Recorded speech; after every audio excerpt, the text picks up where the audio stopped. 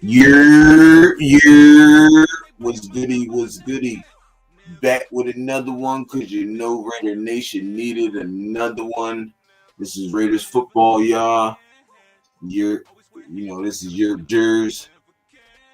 This is the Raiders Sunday NightCap with my man Finale, and Finale's running a little late. He'll be here though. But we got a lot to talk about, man. A lot of segments tonight. We got the Just Kick It segment at the end of the night. So you know how we do. Been hearing a lot about camp. Actually been doing the work all day on our training camp and stuff.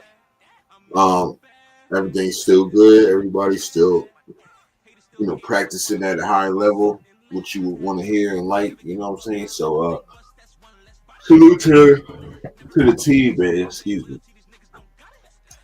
Salute to the team, man. Appreciate it, though. What's happening with y'all, though, man? We got a lot to talk about, man. We got a lot to talk about. Shout out to the people that's in the chat already. What it do, man? He said, "Your Finale, salute." Yes, sir. Appreciate you. Appreciate you, Unc. You know how we do. Yes, sir. Yes, sir. I guess I'm moving back up, man. 556 for the subs, y'all. Make sure y'all hit that like button, subscribe to the channel if you haven't. The people that did subscribe, appreciate you to the fullest. It helps the channel grow, you know what I'm saying? So, yeah, I want to thank y'all, But we in the building, y'all. We definitely in the building. It was goody. How everybody doing today? Got my man J Ron bumping in the back. Shout out J Ron Stack Up. Shout out Stack Up. The whole gang, you know what I'm saying? Y'all know what it is. Shout out to my team too, man. I don't shout my team out too much here, but shout out to the team, man. Gang Green, you know what it is, man. 150 gang, man. You know how we do. You know what I'm saying? Team Green, you know what I'm saying? Shout out to the money men, you know what I mean? So, yeah, you know how we do. You know how we do, man. Gang Green 150 in the building. But yeah, y'all, so a lot of things been transpiring. The guys came back from camp. Excellent. Came back from their little 1-day break on Saturday. Came back excellent. Really don't want to get into too much of the segments just yet because Finale ain't here yet. So, but yeah, there's a lot of stuff that we got pressers today. We heard from Patrick Graham, Michael Mayer, Isaiah Palomal, Alex Kappa. We even heard from Tyree Wilson. So I got all them pressers for y'all tonight, man. I got all them pressers for y'all tonight. Who else?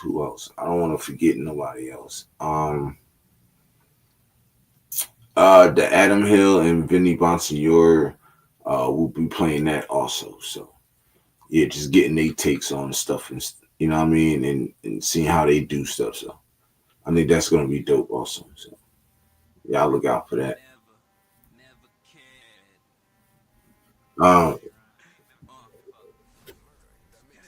Yes, sir. So but I'll run down what the segments are and stuff like that. You feel me?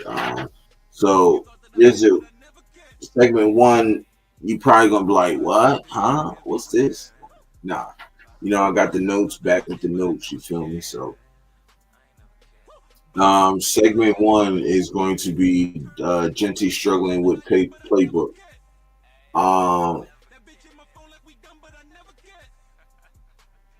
I appreciate it. Appreciate it. Yeah, appreciate it. So I think Yeah, we gonna go through all that stuff. Segment two, JPJ, Adam Butler taking snaps with the twos. I wasn't really reading into that either. But we're gonna talk about it. Eric Stokes and Darian Butler took first team snaps with at corner. Um, wondering what's happening, cuz what it do, brother? What it do, my guy? Segment four is Tommy Eichenberg taking snaps with the ones. Segment five, we got the pressers. New day four training camp pressers. Patrick Graham, Michael Mayer, Isaiah Palomar, Alex Kappa. Segment six will be on Tyree Wilson presser, how he's talking about moving to D tackle and playing more D tackle. Segment seven is Gino in the offense has been cooking on day four. So, and then the last but not least, just kick it segment had to bring that back. So, um, we got a lot to talk about tonight. Baby. I just waited on my bro finale to pop up. Um, he's a little bit busy, so.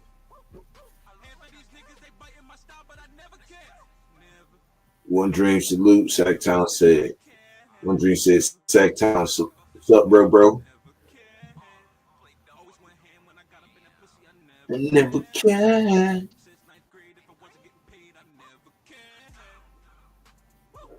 Law Dog in the building. Raiders is fire. You know it.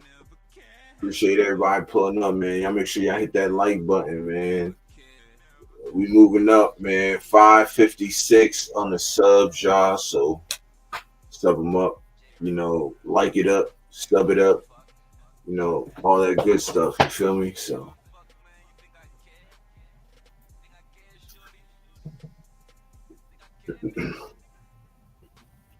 Bro said major. Yes, sir. Yes, sir. Major, man. Major.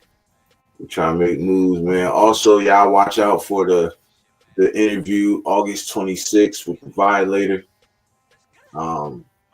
It's gonna be dope. Make sure y'all pull up, man. For real, man. Get y'all questions ready. You know what I'm saying? Get y'all comments ready. You know what I mean? All that good stuff. I will be on the Just Kick It segment, because I'm gonna tell them about the Just Kick It segment. So the Just Kick It segment, I will let people on for a few minutes at a time, probably like a minute and a half, 2 minutes. So you know what I'm saying? If y'all got anything, y'all better make it quick. Because as soon we got people that's probably gonna want to get on and talk to them and stuff like that. So yeah, we're gonna do it like that. So yeah, Violator interview on August 26th. Y'all make sure y'all tune in. You know what I'm saying? It's gonna be dope. It's definitely going to be dope. We're gonna be cooking. And the Violator got mad stories, so he gonna be cooking. You feel me? So y'all just tune in on that, man. I appreciate everybody for real. I'm really trying to stall. I'm trying to wait on bro. But I guess I can, because I really don't want to go back and do everything, but he knows. I sent him all the segments earlier today, so he's been cooking lately all day today. So um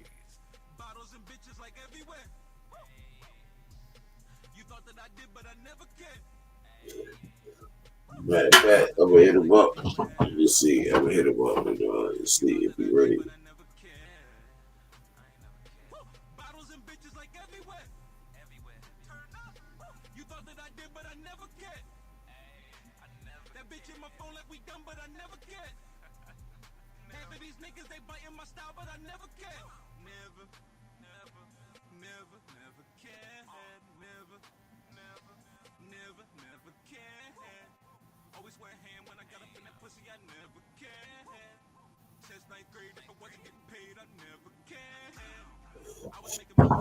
So I just hit him up to see if he's ready.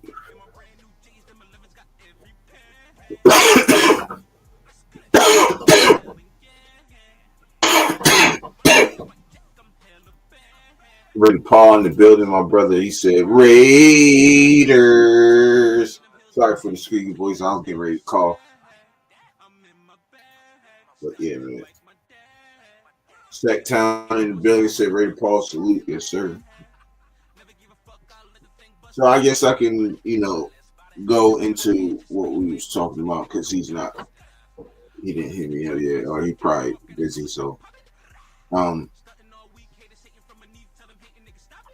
so let's get into the Genty thing. Um, hold on, let me see if I can find it in the last joint. All right, here it is. So, segment one is, a lot of it's rumors, but it's been going around. It's just rumors because I know it's not true, and I'm gonna read it, and then you're gonna know that it's not true. Um, but they're saying that Genty is struggling with the playbook. That's what they're saying. Somebody took a little piece of what Genty said about the playbook, and the difference between the playbook and the Boise's playbook and in Las Vegas playbook. How it's much more detailed and all that other stuff. So somebody took that little bit of stuff and made a story on how, you know, somebody took that and ran with it and said, oh well, Genty don't know the playbook. He's struggling with the playbook, and it's not true. And I'm gonna read it, and it's gonna tell you why it's not true. So it says the Las Vegas Raiders are turning, and this is from uh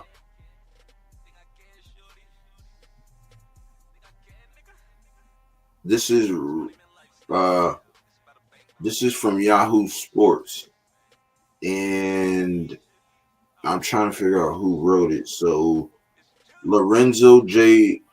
Reyna is the one who wrote the column.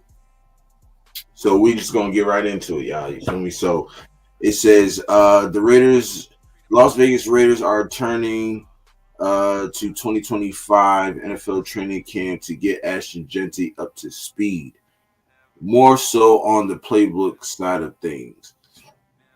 And it says the prize 2025 NFL draft first rounder got a taste of the new playbook he's absorbing during OTAs. Says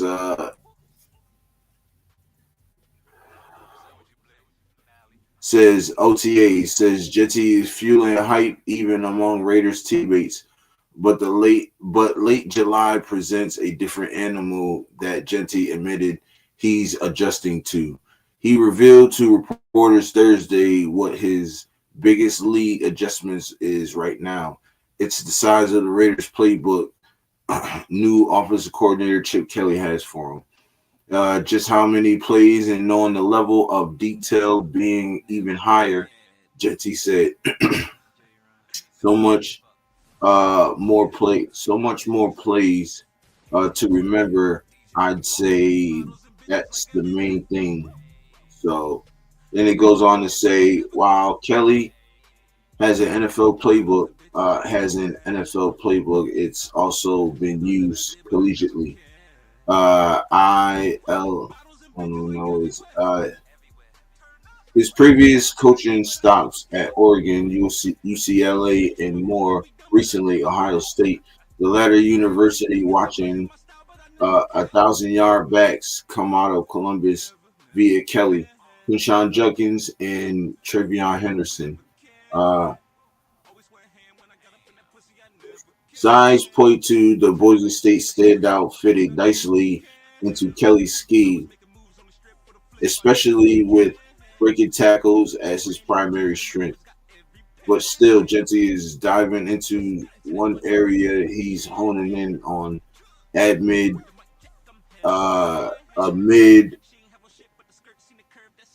the excitement of the rookie season of his rookie season. Just the details and everything, single play. Genty explained, getting to the right depth of routes, hitting the right aiming points on my running tracks. identifying the defense and pressure, being able to pick up pressures, the little things that make me a great all around back. Genty landed at number 6 with the intent of becoming the new bell cow.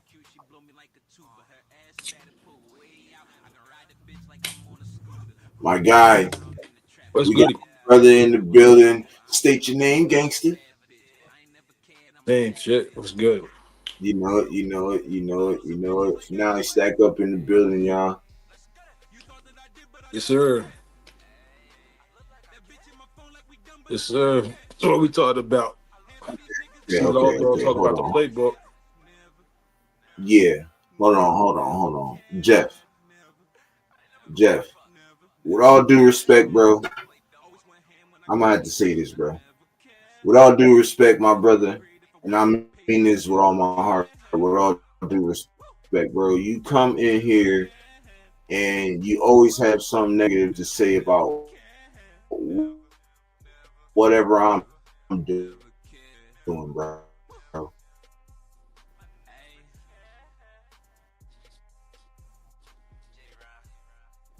I'm just this is the thing, and this is I don't know what the deal is, bro, but you gotta chill, cuz. You feel me? Like every time you come in here, bro, you got something negative to say about what I'm talking about, bro. Like if you ain't feeling what I'm talking about, bro, you ain't gotta be here, cuz. Point blank, period. So, that's all I'm gonna say about that. Anyways, moving right along, bro. My bad. Um, Dente got the playbook easy. Yeah, we know. I'm just going over what this reporter said. You know what I'm saying? That's all. That's all it is, bro. Mhm. I'm just going over what the reporter said. You feel me? Uh, What's good? Law Dawson, alley in the building. Yes, sir. He said Jeff does the same thing with me. Yeah, we're not even gonna get it. I just wanted to state that out. You feel me, Jeff? I mean, you feel me, Paul? But anyways, so you read some of this shit already, right, bro? Yeah. Right.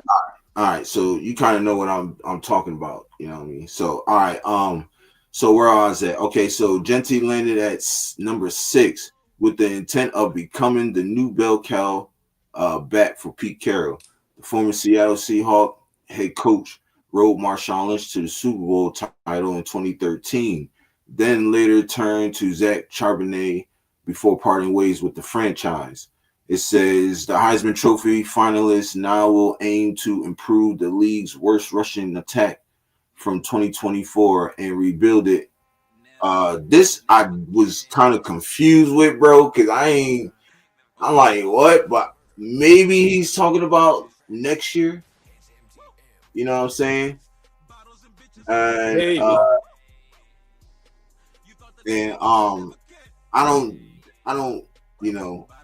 But the Heisman, he says the Heisman Trophy finalists will now aim to improve the league's worst rushing attack from 2024 and rebuild it with Sincere McCormick sharing the load with him. Expect Genty to, it says, except Genty is a lock to handle the bulk of the handoffs in Sin City. Now, Does it I, got a date on the bottom of that? Like when it was published? Because they ain't say nothing about mustard. right, that's what I was saying. That's what I'm like, let me see. It says Sincere McCormick new. July He ain't 24th, second. 2025. Oh, so this July, all new. yeah. Yeah. He Mhm. I don't know. Like I kind of get what he's saying. Like so far as like wasn't really running the ball that good last year after Jacobs left, and then on top of that, it took a while to get Sincere McCormick in there to realize like he was doing too good, and he kind of got banged up. Yep. Um, I don't know, like I mean, I kind of get what he's saying, but at the same time, it's like the playbook shit kind of sound like bullshit to me. Nah, facts. Like I was saying earlier, bro, all they did was take a little piece of what he said from that presser Yeah, and just they're trying to like, blow up man, the he news. don't, That's all. yeah, and Yeah, it's like, oh, he don't know the playbook, like yeah, stupid yeah. shit. I seen that shit on Facebook. I was talking to some boy. The boy was like, "Yeah, he's." And they say he was Jamarcus Russell #2. I said, "Yeah, you're tripping." Yeah, yeah, definitely. Hey, Yeah, when you I sent was me the like, "You're text, I'm definitely like, tripping." I what? was like, "It ain't even that serious, bro. I played running back for years. Like, if it's all that, you just gonna put him in to run the ball and then pull him out when it's a pass play, and yeah, I mean, On, you could dumb it down for a running back. He ain't the quarterback. on Hit this me, hole, step this way, left or right to block. That's it. Like, on you me, keep it simple." on me. And he 2.0 my head. I was looking at that shit. I was like, oh, nah, this nigga buggy, bro. Hell nah. That's the first thing I asked her. I said, "So what's he not studying the playbook or something like that?" He was like, "What you mean?" I was like, "Jamarcus Russell didn't look at the playbook. They sent this nigga home with a blank tape." It was like, "Did you study the tape?" He was like, "Yeah, it was real interesting." Like, nigga, that shit was blank. Yeah, You you ain't got study everything I shit. want on there. So I was like, "Yo, is Jetty not even like trying?" They was like, "No, no, no, he trying, he trying. He just said it's more complicated." I was like, "Well, that's a difference, bro. That's not Jamarcus Russell 2.0 if he just thinks it's complicated." I was like, "They ain't even passed this nigga the ball his senior year." I said, "He got to learn pass plays, get his routes back in shape like he used to be a couple years back." I said, "He's just doing more. That's all. That's what happens when you get the Right. big bucks. He'll be all Exactly. right." It's one thing that um there's one thing that what's the name said to me that stood out. The violator. When I talked to him on the phone, there's something that he said to me that was he said, you're gonna see a lot of people that's really Raiders fans and people that's just Raiders fans.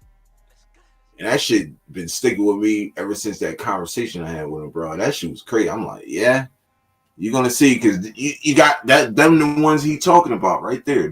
Mm-hmm. You automatically hear something and you don't even look it up or don't even see if it's true or not. And you want to say this man is a Jamarcus 2.0. Like, come on, bro. Yeah, yeah. I had to screenshot that shit Marcus yesterday. wouldn't I have, was like, "What the to be fuck?" honest, to keep it street, you feel me? Jamarcus wouldn't have been Jamarcus if he had the right coaching staff. I'm just saying. Yeah, But it is what it is. He still turned out to be shitty, so and I really liked him too. I was so fucking souped that year when we got him, bro, and it just pissed me off that he didn't even fucking want to. He didn't even sign the contract till the end of the fucking season, bro. It was like, bitch, you only played 2 games. Like you mm-hmm. was shitty in them first 2 games. It wasn't like you was bitch came back a whole lineman. Like what the Yeah, fuck? yeah, big as shit. I thought we should have kept Pryor back then, but Man, it's what? gone. Lost Man, time. I could just imagine what he would if you would have just to be able to develop him into a better That's what I quarterback. was hoping. Gosh. Yeah, because his running was already crazy, and he What? liked to sling First it. He play of just the had the. game, who was that Yeah, on? Denver? Or I it was think the so. Browns? It was like Denver, one of them. I think it was Denver. Pulled Yeah, direct for the Raiders. That's yeah. That boy is nice. yeah. And he liked to sling it. He just had to. He wasn't polished. I'd Nah, he have wasn't. kept He his was, ass. Hmm. but he would have developed into something nice as a quarterback. He did I play thought. receiver good though. I ain't Yeah, gonna yeah. lie. I remember he was on Cleveland playing receiver. Mm-hmm. Yoshi said, "What's up, fam? What's happening, Yoshi?" What's good, Yoshi?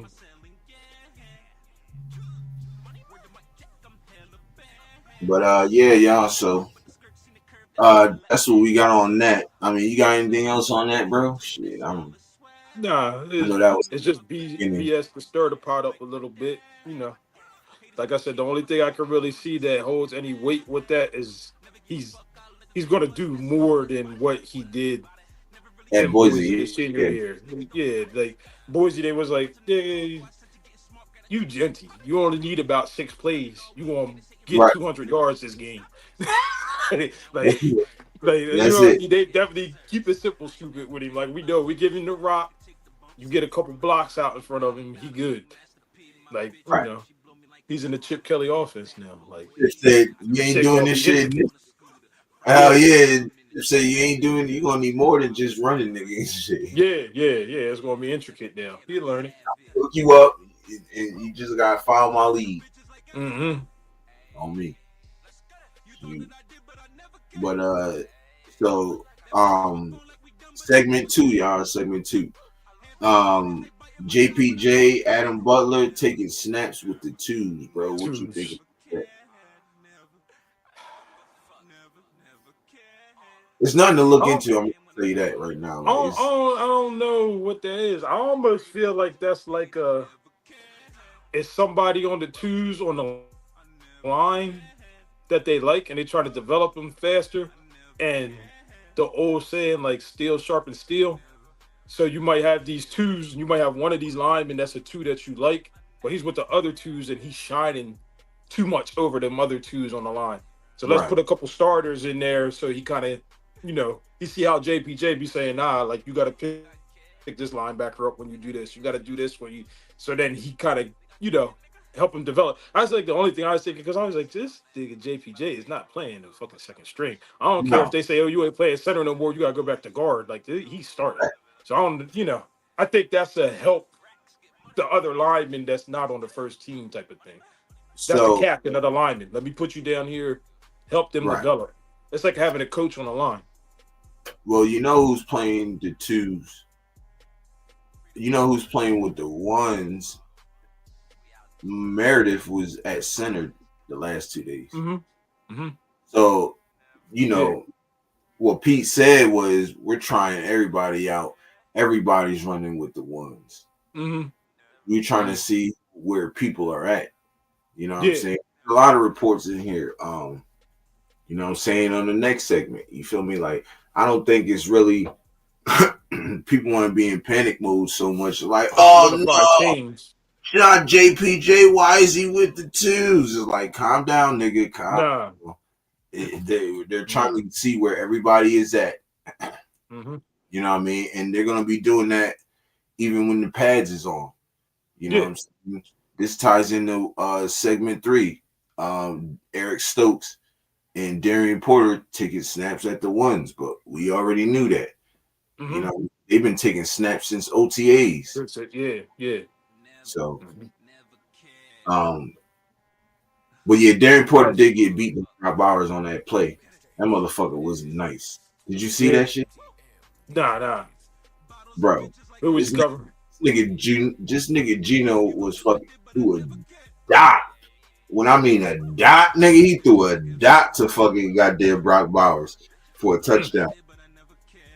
I know. I seen I was watching one Joe and they was like showing like tweets about it, and they were saying that Thornton and Porter is really battling it out like a lot. They said they hope to get to see them battle in practice for years to come. Yeah, So I guess they yeah, match up good. yeah. But he got shitted on by Bowers though. Bowers like, I'm gonna show you. I'm gonna show you how to do this, son. Yo, me. Yo, she said that was an Still awesome. though, You know, my mama, that shit was fine. he Um, always got to remember that's one of the top niggas in that position, if not the top. right, exactly. Um, so, I think that's a good tandem though, bro. I really like. Look, people sleeping on Eric Stokes, bro. I think he gonna come back in form. You know what I'm Yep. saying? A lot of these people gonna come back in the form and shit. You feel me? So, you know what I mean? So I like that little tandem right there. You feel me? I just don't know why he's not fucking with Corian. But I'm pretty sure he's not gonna get buried in the depth chart. So Nah, you know, nah, that's definitely not. not. But yeah, I like to see what's up with him though. Segment four. Tommy Eichenberg, bro. What you feel about him taking snaps with the ones? Now I don't know if he's playing the Leo or the Will. He's not playing the Mike, so I just don't know if he's at the Leo spot or the Will. I don't think that's nothing. But they trying to get him some work in too. You know what I'm saying? So Mm-hmm. I think is Tommy Eichenberg just needs another year to develop, yo. Let him play against some of these veterans behind some of these veterans and let him get to work. You know what I'm saying? Um, like Amari Gainer. Like I think he needs one more. Give him one more year. Like everybody wants him out on the field. Give him one more year to develop the correct way. You know what I'm saying? We let these guys develop the correct way instead of how they developed last year. Let them develop this year. Start all over. Develop this year, and It then wasn't developing last year though. that's what I'm Last year saying. that was a panic. You can get in there and see what you could do because we ain't doing Right. shit. Like And that's it could be good, nigga. Shit, we taking you out. uh-huh. That's different. So I'm Um thinking. Oh, go ahead. yeah, I was just gonna say, yeah, if they get a chance to develop correctly. Um yeah, but the linebackers I can bring, I don't think that's nothing. Nah. You see, Pete already got his boy he talking about gonna play the weak side. So Oh, Jamal Adams. Yeah. mm-hmm. So that's gonna be your weak. I don't see I don't see none of them the other linebackers at week beating him out for the starting position. Just Nah. because even though everybody say he's lost a step, he's older, he lost a step for a safety. For a linebacker, when you look at the linebacking core, I think he's gonna be the best coverage linebacker we got. Like Yeah. and he like to hit. So like I think he played that position fine. Like that's a crazy transition. So I don't And think Eichenberg's playing the week. I don't he know. just he I don't just see him gets some. starting. I guess. Yeah. I maybe Yeah. they're going to be like a heavy rotation with the linebacker core. I don't know, but I don't see him starting. Right. Yo, it's crazy because and Jamal Adams asked to play linebacker. So anyone, it wasn't like Pete was like, Jamal, would you like to play linebacker? He's like, Can't hell do yeah. this. You know what I'm saying? He was Mm-hmm. like, Coach, I want to play linebacker. That motherfucker Mm-hmm. was like, shit, hell yeah, okay, word. So, um, so we running through these segments, but it's all good. So, segment 5 is training camp. Day 4, new training camp presser with Patrick Graham, Michael Mayer, Isaiah Palomar, and Alex Kappa, y'all. So Mm-hmm. we gonna get into that. Let me look for it. I was Listen kind of closely happy to that Little Dirk. Adam said he went to step down at linebacker though, because that gave Paul Mile that shot still at that safety. Because I was like, when we got him, Yeah, I was like, this nigga's starting somewhere. Like that's Pete's boy. I don't see him not sitting. facts. Not facts. Let me see.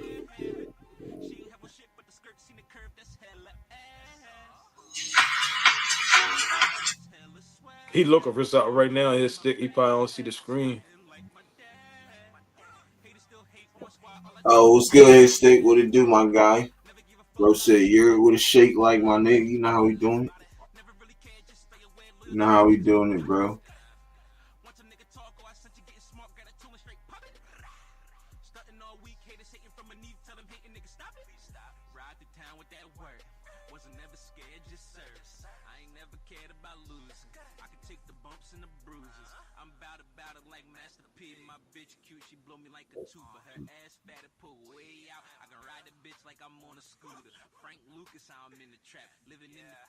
Mm.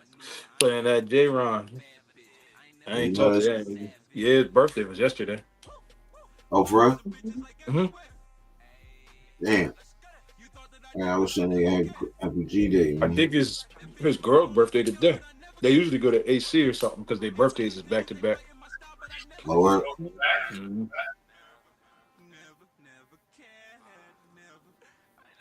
All right, so What's good, his stick?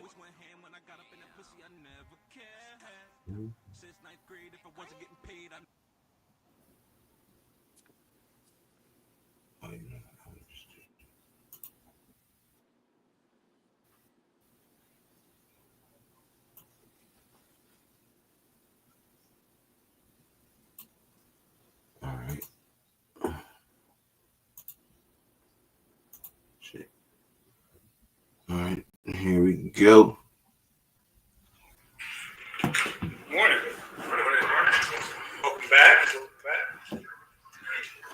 it sure looks like Malcolm is moving like a Malcolm of old for you. And I know how much you care from him personally. Can y'all hear it? How happy are you for him? Yeah, I can. I'm excited for him to get a chance to get out there, get better.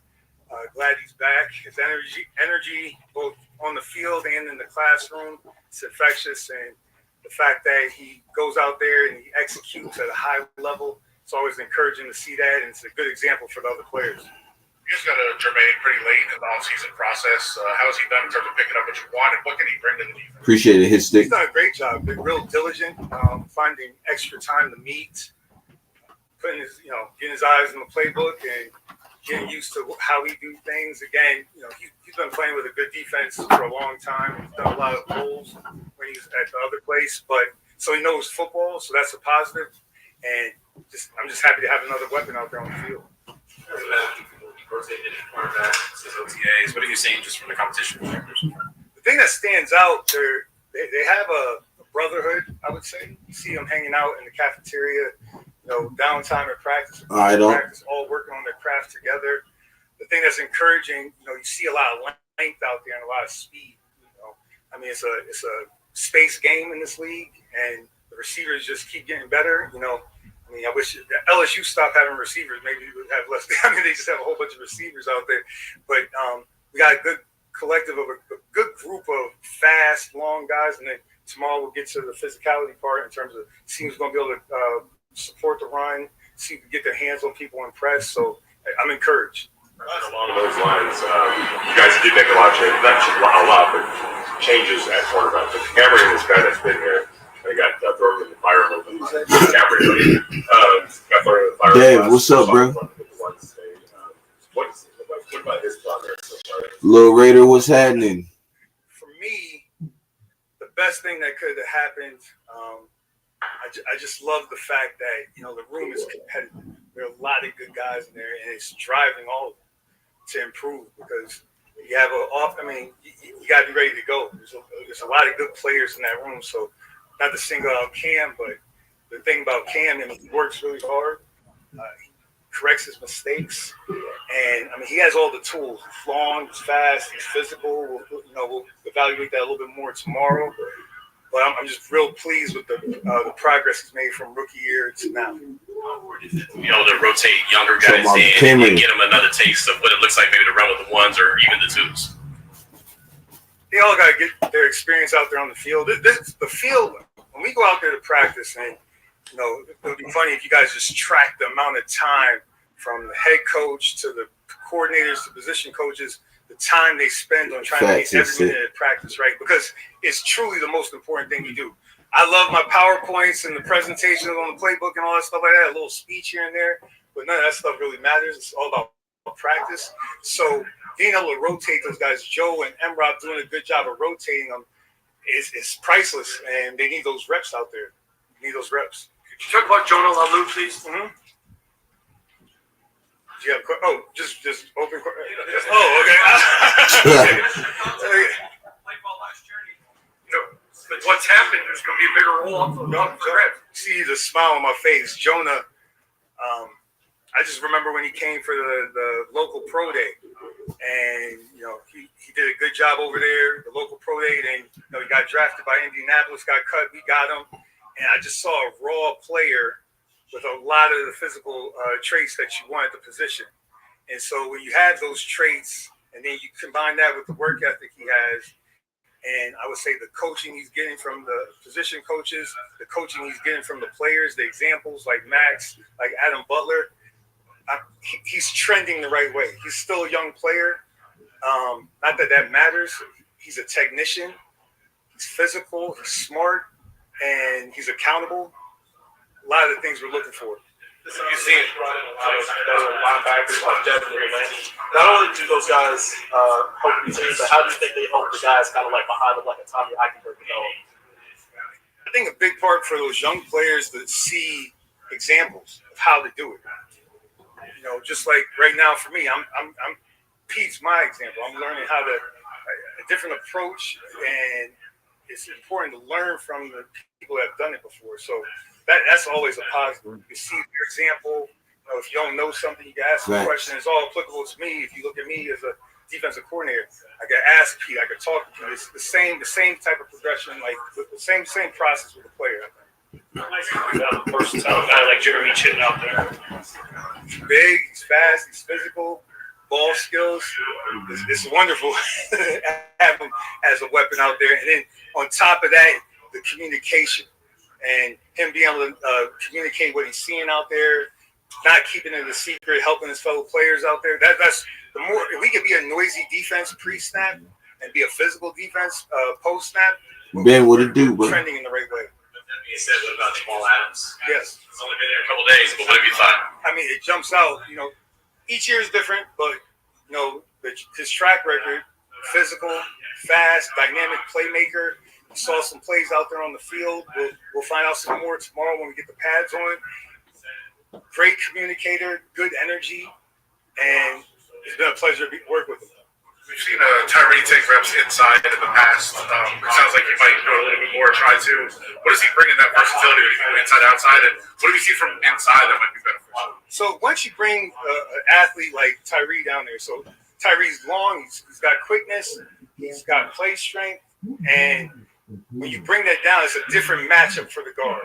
So that's the first thing looking at there. And then from there, just getting them the reps to develop a move, a counter move, counter move. You don't need a whole lot to start off. So get your go-to move and then have a counter off of it. So that's really what the process he's going through right now. Do you feel like this is one of the more versatile games we've had?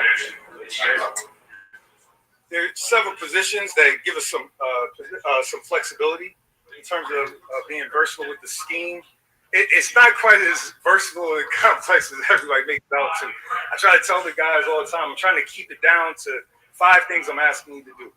Realistically, 5 things if you go through it, the process of it. So, but there's a lot of this. We got some really good football players that give me some pieces to move around on the chessboard and to play good defense.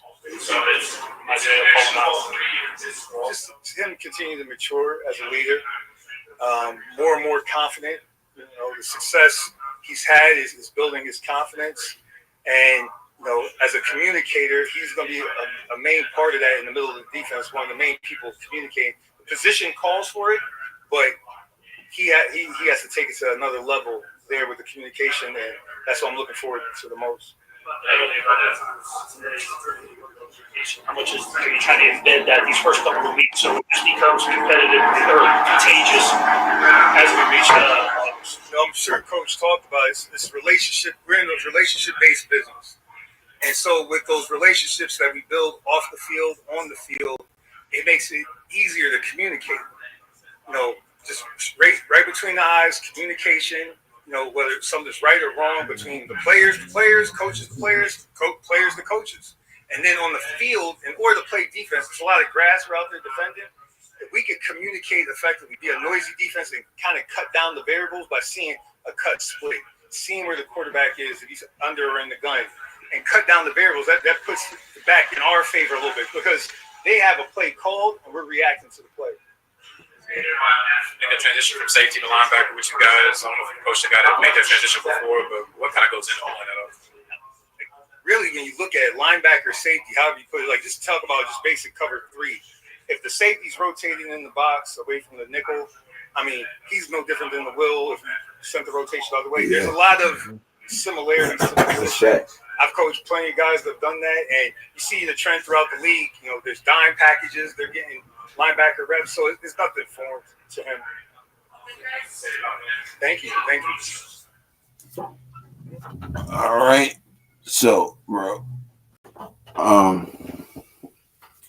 Rose Town, what it do, bro?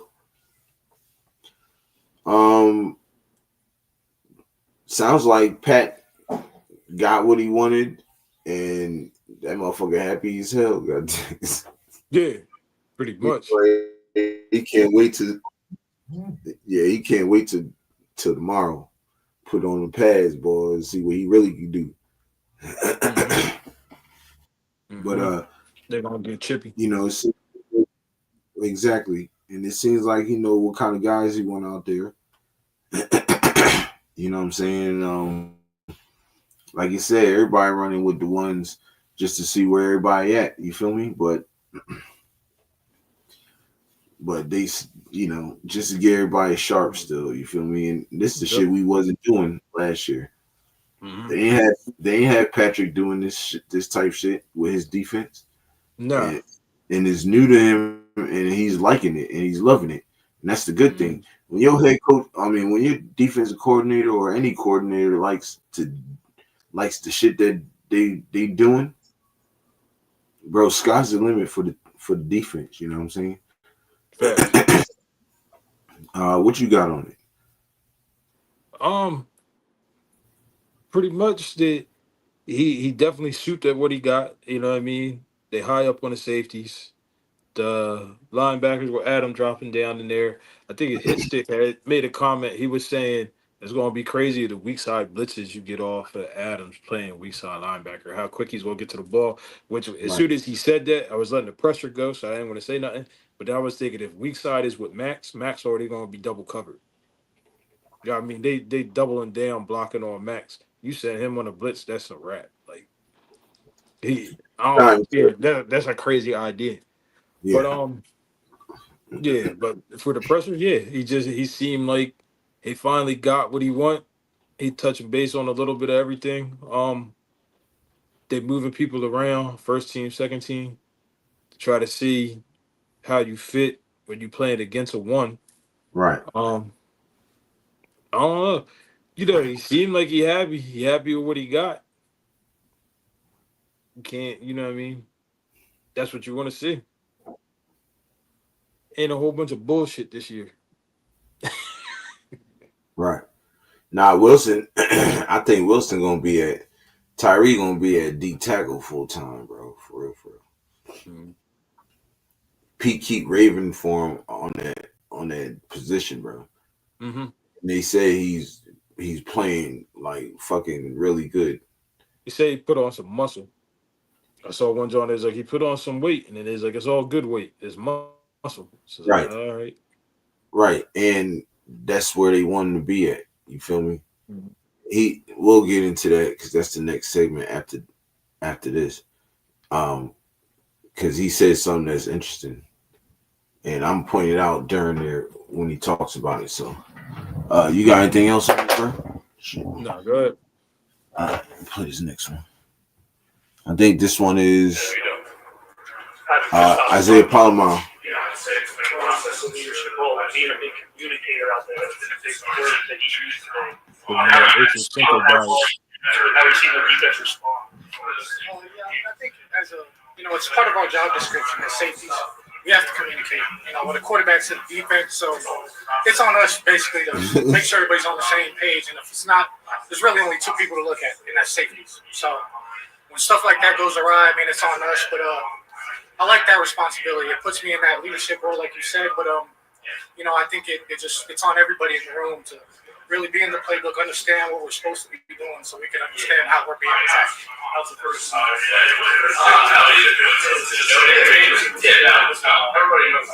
think everybody did a great job on over this last break. I think everybody came back and hit the ground running. I think we're doing a really good job of just stacking days on this shit. It's hard. Everybody's always going to talk about, we're going to be in the playoffs, we're going to be Super Bowl, all that. But it takes one day at a time to do that. So I think we're doing a really good job of that. You are actually taking, very vocal this camp, much more than I've ever seen you. It seems like yesterday you were the kid hoping to make the team. Now you're a leader. Are you able to appreciate how far you've come? Yeah, absolutely. I talk about it all the time to some of the guys. Like, being undrafted, they're trying to get rid of you right on day one. So, you have to have that chip on your shoulder and that in the back of your mindset of, like, they're trying to get rid of me. I got to do something to separate myself. And I think understanding the playbook and kind of being put in that role for leadership, like I said, it's a lot of responsibility, but I accept it. But if the guys aren't listening, you're just chatting. So how does it feel like you've earned their respect now that they listen to you? Yeah, I think it comes down to just the confidence of just knowing what you're supposed to do and knowing your job. So, when you know what you're supposed to do and everybody else, they can look to you kind of just to get on the same page. So, kind of be on that. whether it's Chin or Jamal or even down there like Jonah and Tyree, we've seen them all moving around a lot. Does it feel like this is one of the more versatile groups you guys have had defensively? And so, like, how does that impact you guys as a whole? I mean, absolutely. I mean, whenever you have that much versatility, it's kind of scary as a defense. You don't know who's playing the will, you don't know who's playing safety, so it's a nice feeling to have that much versatility. Shamwell's shows that I think these Towers and you. I mean, Pete Carroll, he's legendary, but him being in the league for so long and he's been places where they do it right, so he's such a great teacher that he's able to show past players doing what it's supposed to look like. And he's showing us, Troy Polamalu's film of when he was in Pittsburgh, just him playing freely. And I think it comes down to the belief the coaches instill in us as players. So, when you're a player and you have a coach that believes in you, you can play free, you can play fast. So I think he does a great job of that. What can Raider Nation Mexico can expect from this Raiders team? That I think you can expect a little bit of a nastiness to us, just trying to bring that back, bring the physicality of the Raiders back, so I think you could expect that. Jamal Adams, he's a veteran safety coach to this Raiders organization. Have you talked to him about any tips, like how he's grown as a safety, just as a linebacker? He's a great player. I'll say that. He's such a great player, and he's made big plays and done it. So, I mean, just listening to him talk and listening to how he plays a certain technique and how he moves around, it's everything. So I think experience in this league is everything. So, and he has that. A really huge year for you last year. Like, how are you trying to build off of that season, the last season, into this one? Yeah, I mean, it's always what can you do now? Last season was great for me, but I'm on to this season. I'm ready to prove again what I can do.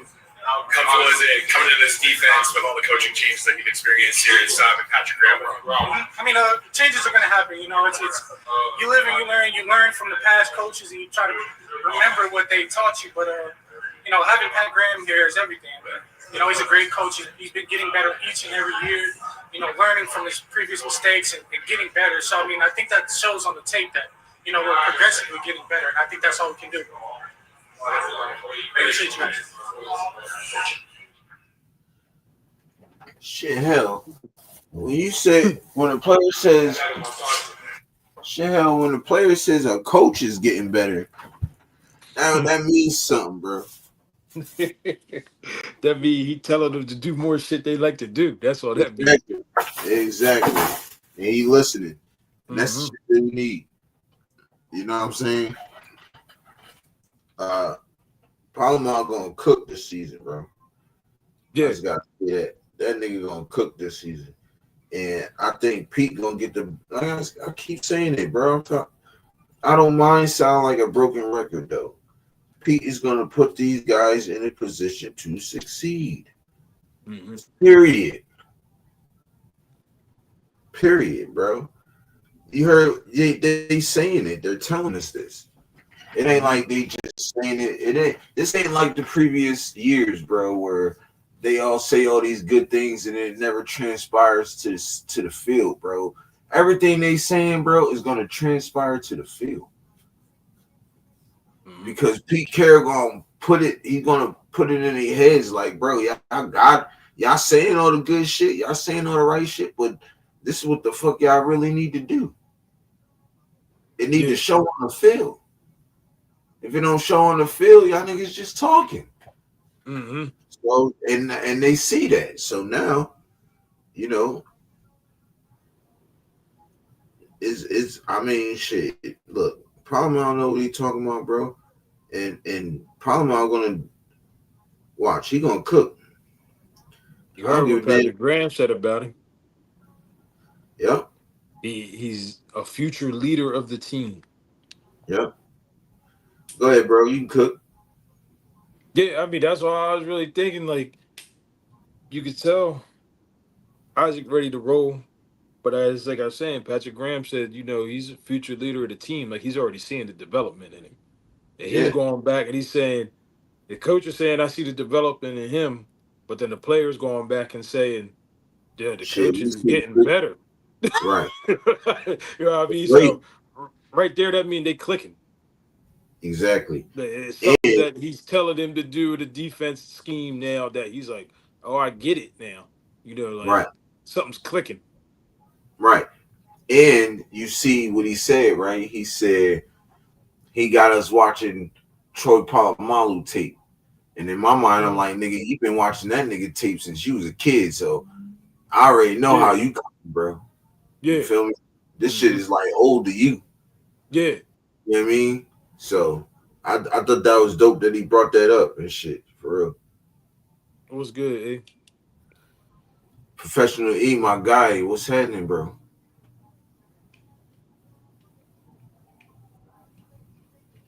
But yeah, that's good. It's like I don't know if I was saying it to you behind the scenes or if I said it on one of the last shows. You already know how it go down with the Raiders players with McNuggets. Let's all have a conference and let's see how everybody feel. Like if you're Right. coaching a suspect, they gonna tell you. Like, yeah, Right. it's you. Like Right. right now, Motherfucker. they saying the coach is getting better. Like Right. he was already good. I feel like he's getting better. Like that's what you need. It's not just camaraderie with the players. It's camaraderie as a whole team, as a unit now. Exactly. All y'all know in the comments that play football. I know that we were saying that shit in midgets. It's all one heartbeat Yep. Facts.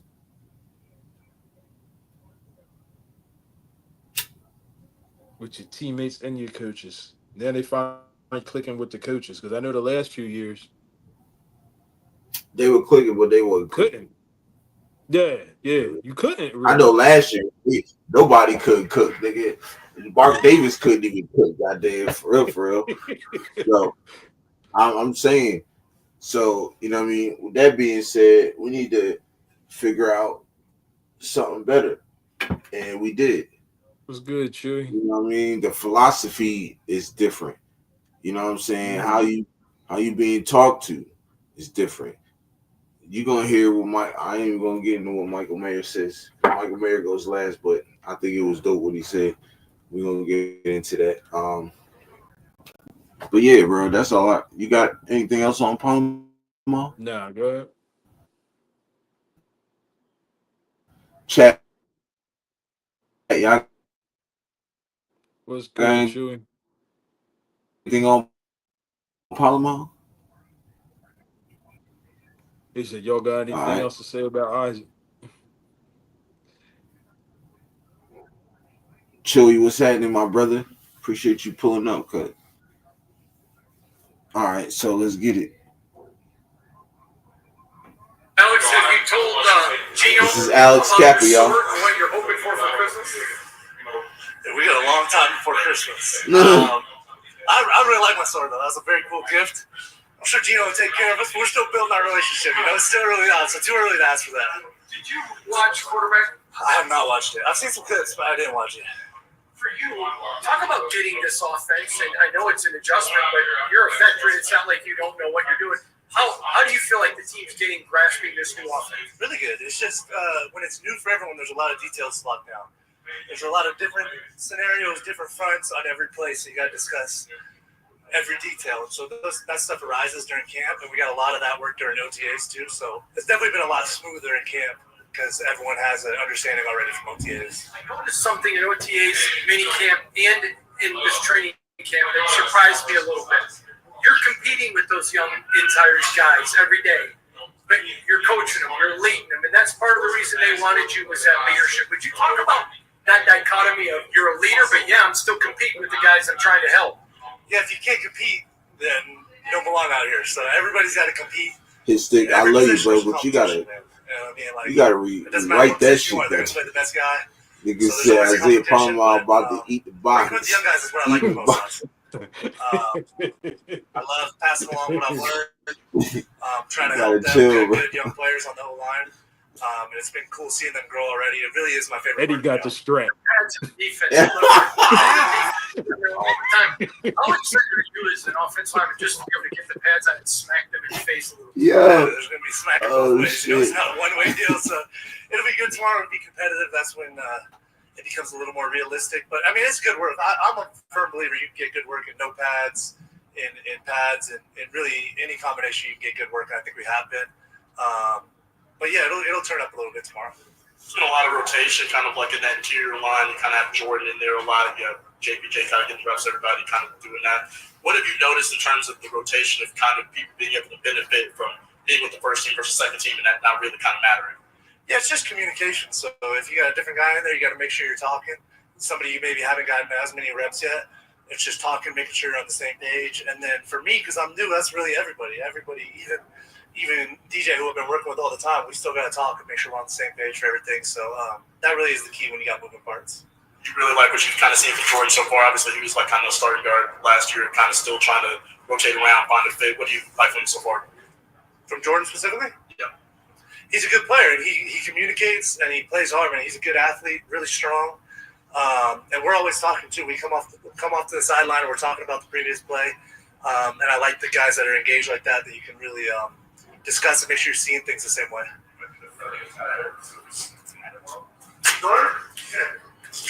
Some tells me he could get in a little tussle, but he is a nice guy for sure. But some tells me it's in there.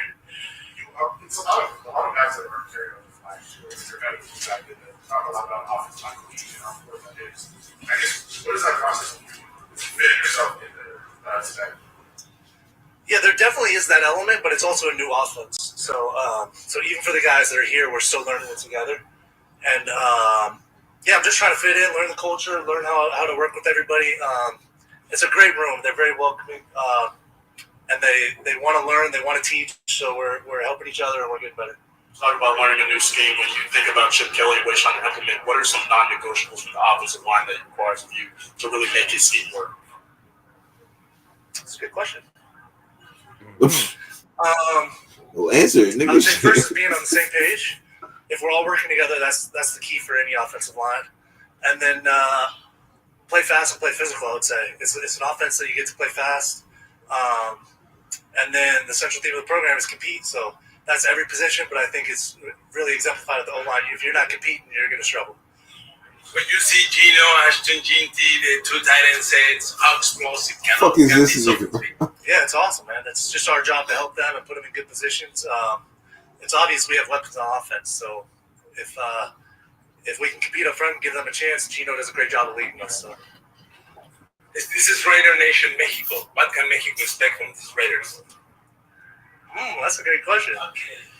I feel like Mexico's always supported the Raiders, right? I mean, it's in the blood, it's in the culture, so that's not going to change. And they like that we compete. They like that we're physical. Yours. Yes, sir. Alex, in your experience, you talked about getting good work pads or no pads, but pads go on. Football players get to do. You better answer that right there. With pads on. What is that difference in terms of intensity, ramp up, especially that first day?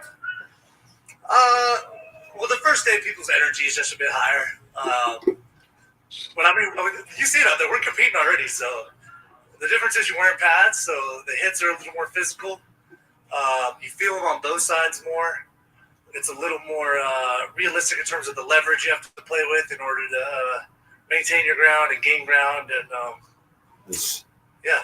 So give you a better indicator of where the offensive line is in totality? I think so, yeah, but I mean, like I said, I'm a believer that you can get good work and you can He see. said that nigga was that. He said he well, called that nigga El Capitan, bro. In terms of snap count, you've been super reliable. How have you been able to just keep that You gotta chill, consistently throughout your career? Number of snaps, you're saying. Number of snaps. Yeah. Knock on wood. First of all, knock on wood. Okay, Drew. There's some genetics involved. And then it's just preparing the right way. I'm a firm believer in the best things you can do is eat, sleep, and train. Everything else is good, but those are really the key things that I've always driven my career, and I really learned that in college. I had a great strength coach. His name was Drew Peterson at Humboldt State, and he really taught me those basics so it would prepare you for the physicality, and so I've really leaned on that my whole career. Good. Thanks, guys. Thank you guys very much. Appreciate it. So that was Alex Kappa, y'all. What y'all think? What you think, bro? I think you're going look. I think this is a new. Oh, I asked you what you think, and I started going. Go ahead, bro. Go ahead, son. I had like when they asked him about switching in with the ones and the twos because everybody's been asking not just for him but with JPJ trying to figure out what they were doing, and he even said he was like a lot of that just communication so we could see how different people communicate on the line. He's like Right. they talk different, they got different terminologies. Somebody else is probably going to want to pick up this guy instead of that guy, but Right. yeah, that kind of answered that, you know. It's more What like we've a been talking about. communication thing, yeah. So the coaches know, Mhm. if somebody get hurt or something, you gotta get put in. That's what I was kind of thinking when they first said, "Oh, JPJ's snapping with second." I'm like, if he's starting at center and he calling everything on the line, if somebody gets hurt and then one of them second teams got to come in, they got to be Mhm. used to like his lingo. Yeah, the But he terminology. answered that. Mm-hmm. Yeah. Nah, Cap will cook. I guarantee you. Cap will, Cap will gonna. Nah, I don't know. I ain't gonna put that. I'm not even. Stop fucking around. I ain't even sure. I'm just hoping. They put him in the first team, so I'm just hoping. But he said AJ low key about to pop off out the backfield as a receiver. If the They say he defense, was good at it a couple years back. they say if the defense play 8 man in the box, G. Smitty about to go to work with the play action. It's about to be real. Mm-hmm. Bet, nah, facts. But you gotta think of Alex. I mean, look, he I just want him to be better. That's all I don't give a fuck. I just want him to. If he's starting, I want him to be a really good guard for us. Yeah, I was No, about to say it depends who's starting. You know, because it is I'm what gonna it is. tell you right now. Uh, Caleb Rogers already putting the paws on niggas and shit. So Mm-hmm. he already know. He already showing that he motherfucking scrappy and feisty. Yeah. Mm-hmm. So Mm-hmm. so um, he better watch out, cause shit. You feel me? Facts. Nigga take that damn spot from him if he don't act up. But I'm gonna tell you this right now. If them ones going there first preseason and that nigga almost give up a sack, his ass out of there. I'll tell you that right now. Yeah, yeah, definitely They're like, is. oh hell nah, nigga, we can't have. Hey Caleb, hey, get your helmet on, nigga. You getting it Mm-hmm. back?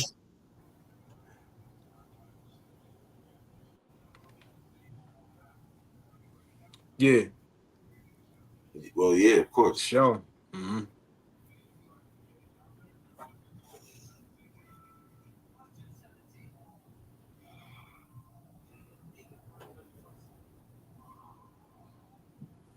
Well, I think Caleb Rogers is more versatile than Grant is because I think Grant only played tackle. Tackle. Caleb Rogers played guard and tackle. So, but they He got are ways too, but I just think he better than him, so they got to keep him at his spot now. right. But Grant is really athletic though. That nigga is he's athletic as hell. Mm-hmm. So, that's all I got on Cap. But what about you, bro? You good on Cap? Yeah, that's it. That's it. The line, the only thing I'm looking at the line now, they doing these ones and twos. I'm wondering what happened to your boy. Switch this nigga to defense to offense, then he just fell off the face of the earth. I ain't heard nothing. Who, Laki Tazi? Yes. Yeah, no, they talked about him the other day. All Yeah. right. He what's the name talked about him actually? Uh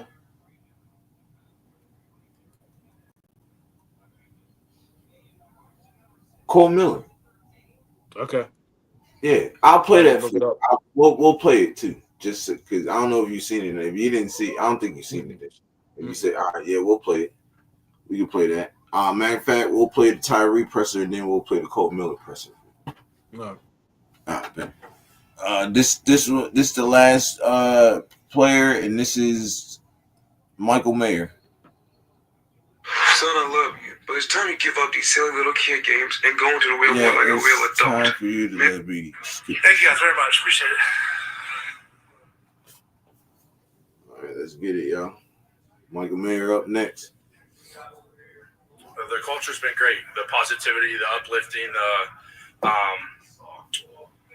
teaching has come from a place of love, a place of this is what we need you to do. This is kind of where we're taking things, and it's all about relationships. Also, you know, I got Steck in the tight end room just like I had last year. He's awesome. He's great. But in terms of relationship based, starting with me, starting with Spytech, and then all the way down, even defensive coaches. You know, I'm talking to defensive coaches, eating breakfast with them, hanging out, talking about where I'm from, stuff like that. And, you know, some of that stuff you just didn't really have before. So I'm really excited about that. There's a lot of just great team camaraderie, team community, and I think that's the first step in kind of winning games. It really is. You got to be together. You know, you got to be on the same page all the time. You got to be eating breakfast, talking together. You got to be in the meetings all day together. Like, you have to talk. You have to communicate. And it's not really my way or the highway. You know, that's not what we're doing here. We want to win games, and that we're trying to do kind of the best way possible. What's the best way we can do this? Not this is the way it's going to be. What's the best way to win games, to score points, and help our team? Said, you know, congratulate you on a great offseason. He said it kind of started with a conversation that you had with you. And how important was that just for the head coach you guys to sit down and kind of get better? Very important. Very important. Yeah, that was like an hour and a half long conversation. It was great. And I think I just needed to get, you know, a little bit of Pete's perspective of what he was trying to do when he came in here, what type of person he was, what type of coach he is. And I've been, man, he's awesome. He's awesome. I can't get enough of him. I want to listen to him talk and give motivational speeches all damn day long. And he's really good at it. He knows exactly what he's doing. He knows exactly where he wants to take us, and he's taking us there. He's our captain. He's our leader. We're really excited about having him here. Like, looks like the two tight end sets is going to be an important weapon for the Raiders. No doubt. Yeah. You know, honestly, I wish we could do a little bit of that, like we did last year, and we're going to do it. You know, we've had a great spring, like he said, and the first 3-4 days of camp, we've done good stuff, and you know, we're still adding some stuff into the offense, so there's going to be a lot more 12 plays coming in. But me and Brock were very excited about that. Ian Thomas, very excited about that. Got a lot of great tight ends in that tight end room. I mean, there's no doubt about it. And why wouldn't we use them? You know, we can block, we can run, we can catch, we can make people miss, things like that. So we're excited about that in the tight end room. How about the chemistry? Oh, yeah. I mean, that started, you know, when I got here and whenever that was, end of March or beginning of April, just throwing. Man, that's what it comes to. You're just throwing, trying to gain as much experience and kind of let him how I know I run my routes, how my body works, how I get out of my routes, things like that. And, yeah, we've got 3, 4, 5 months of that in. And, you know, same with Brock and Gino. You know, we have a really good connection, and we're really excited about what we can do for this offense. Michael, this is in no way saying that you haven't been. It looks like you're at a different level. Am I thinking wrong, or am I seeing it right? I think you're right. I think this is the best I've felt in my 2.5, 3 years in the NFL, no doubt about it. And I think that comes with mentally and emotionally being where you want to be, because your body's not going to be where you want to be if your mental is not where it's meant to be. And, you know, my mental and my emotional it's the best it's been also. So it's a connection of all three, and the physical also. And, you know, AJ Nibel, the strength coach, he's done a great job with me this off season, and I did a great job with myself when I was home for the 3, 4, 5 weeks this break. And I'm just really excited to keep getting better, man. It's day by day, step by step. I'm working on all my routes out there. There's still a million things that I need to get better at in terms of the blocking game, hands inside, keep my feet moving, stuff like that. So, you know, it's wake up every day. What can I get better at today? And then take it day by day. When you talk to any of the coaches or anybody who's had a good offseason, like, you're one of the first guys they always mention. Maybe have you paid attention to that? What does it mean to you to kind of hear that? I know you talked about mental and emotional. Like, how much he's gonna be on there too. He's gonna get some. I think it's coming into the offseason in general. I think I had a lot of confidence in myself, and I think, you know, you say no matter what anybody says about me, I know what I can do. I know what I'm going to do. And I came in, I feel like I had a great spring. So even hearing that, it kind of seconds it a little bit, which is great. At the end of the day, it's in here. It's for me. It's in here. It really doesn't matter what any coach is saying, what any media person is saying. It's what I have to do to get myself prepared to play football and to be the best of my ability, physically, emotionally, and mentally. That's what it comes down to. You kind of talked about the mental aspect of the game and how much that's important. You have a coach like Peter who's coming in. He's been very adamant about making sure that he takes care of the person over the player. How much does that mean to you in terms of just helping you mentally, and also how's that relationship going with that? Oh, he's awesome. He's awesome. He's very relationship based, which is definitely something that I enjoy in a head coach. You know, I want to walk past the head coach in the hall and say what up and say how was your night and stuff like that. I want to smile. I want to laugh with him. I want to joke with him. And that's somebody you want to win games for. That's somebody I'm going to put my body on the line for every single day when I get out there. And I got nothing but positive things to say about him. I'm just so excited to get started with him. You know, we're 4 days in, got a long way to go, but man, I just know he's going to be with us for the ride. He's in it with us. We're in this together. You know, he's not a head coach team. We're in this together. We're just one team, and I'm really excited to just get going. You talk about being where you want to be. Second time we heard one team. How much of that is a process? Like, you don't just get there, or you have to work to stay there. I mean, how much is that process are you going through? Yeah, I'd say it's been a process since the last year when I took those games off. You know, it started then. And from then, I haven't stopped, and it just keeps getting better and better and better. And it's one of those things where you can't just say, okay, you know, I'm feeling better. I'm going to stop trying on all this stuff, and then I'm going to go right back down to the dumps or wherever, you know. So it's always a process, and I think for the rest of my NFL career, I'm probably going to just be process. That's just the way it's going to be for me, my mind, and my body, and that's okay. You know, I can do that. I can handle that, and I'm ready for it. And yeah. You feel people that like check on you, and does it get like too much? Like, all right, guys, it's like, are you okay? You okay? You okay? Yeah, no. I mean, obviously, my mom does that just about every day, but no, in terms of in the building, you mean? Yeah, no. Everybody knows I'm good. Everybody knows where I need to be. I'm talking to the people that I need to talk to, and you know, I walk in the building with a smile, ready to work, and you know, if there's anything I ever need, I got the people I need to talk to, got the people that I can go see or anything like that. So, yeah, the Raiders organization as a whole has been very, very good to me. I'm so blessed and so grateful to have them. Not trying to put anybody down. You've played with so hard since you've been here, but Geno Smith as a quarterback, what makes it different compared to any other quarterback you had before? Yeah, his accuracy. He's one of the most accurate quarterbacks in the NFL. I think people know that. And I think he's mobile, too. You know, he can get out of the pocket. One of the big things we do is scramble drill. He's a really big scrambler, you know. So once he gets out of the pocket, it's really about getting open, get the heck open, and he finds you, man. He finds the open receiver, and he just puts it exactly where you want it. Right. Good. Cool. Thank you guys. Appreciate it. Yeah. So,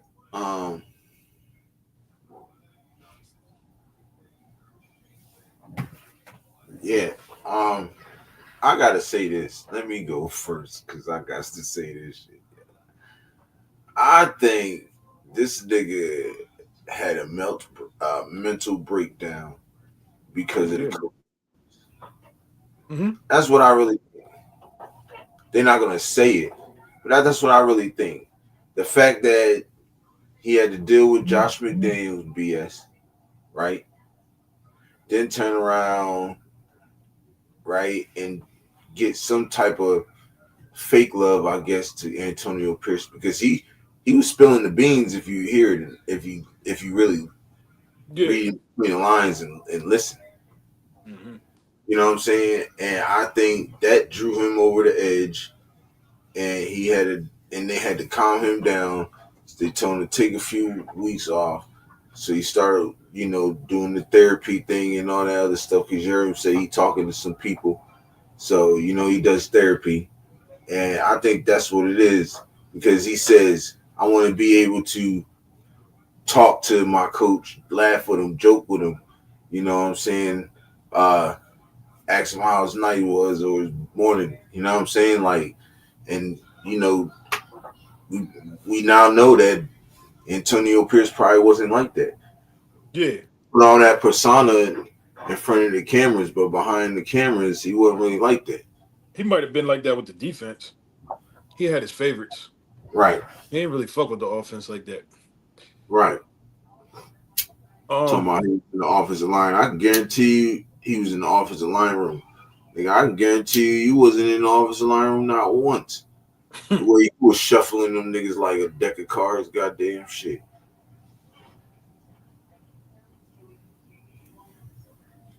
Yeah. I think he gonna be all right. Nah, I think he's fine, yo. He's good now. Pete Carroll got all that bullshit taken care of. You know what Mm-hmm. I'm saying? That's why he said the Raiders did a lot for him. And he's much appreciated. You know what I'm saying? So You got that, and then you also got I don't care. Nobody says if you starting on a team and you're not starting on a team and you're starting on a team is mediocre. You're starting on a team. They're like, damn, like this, you got a future. Like you're good. Blah blah blah blah blah. You go through a right, couple bum ass coaches, and then somebody comes in and takes your spot that's younger than you. Like that would fuck with you mentally. Like you know what I mean. You're not you just get talking about drafted. playing the game that you love. That I'm not getting the PT that I want. You're also taking possible food out my kid's mouth now. Yep, So yeah, like yeah, it's supposed to fuck with you a little bit. It's just how you play it after that. Like you're gonna yep, brace up and you're gonna keep going. But then another thing I'm looking at with his mental that I noticed he says a lot. He was talking about it's important to have breakfast and everything with your teammates. Like as he yeah, was saying that, I'm thinking the one heartbeat. Like I said, like you need yep, that camaraderie in the yep, locker room with your coaches and everything. But to me, I think with him, it's a little bit deeper. yeah, most You know definitely. what I mean? He was probably star on his team all the time, and everybody kind of like looked up to him and flocked to him. He ain't got that right now, Right. so he's missing that camaraderie he used to have with his teammates when he was the man. Mm-hmm. Mm-hmm. So certain Yeah, people he for cook it. football, Let him it's a cook. different thing. Let this motherfucker cook. Goddamn, got fed his ass off. Goddamn, let him cook. Certain for football, most of y'all I know probably play football in here. Y'all not just fans. Y'all played midgets. Y'all played high school. Y'all played college. Y'all played semi-pro. Y'all played something. For everybody, it's a different thing.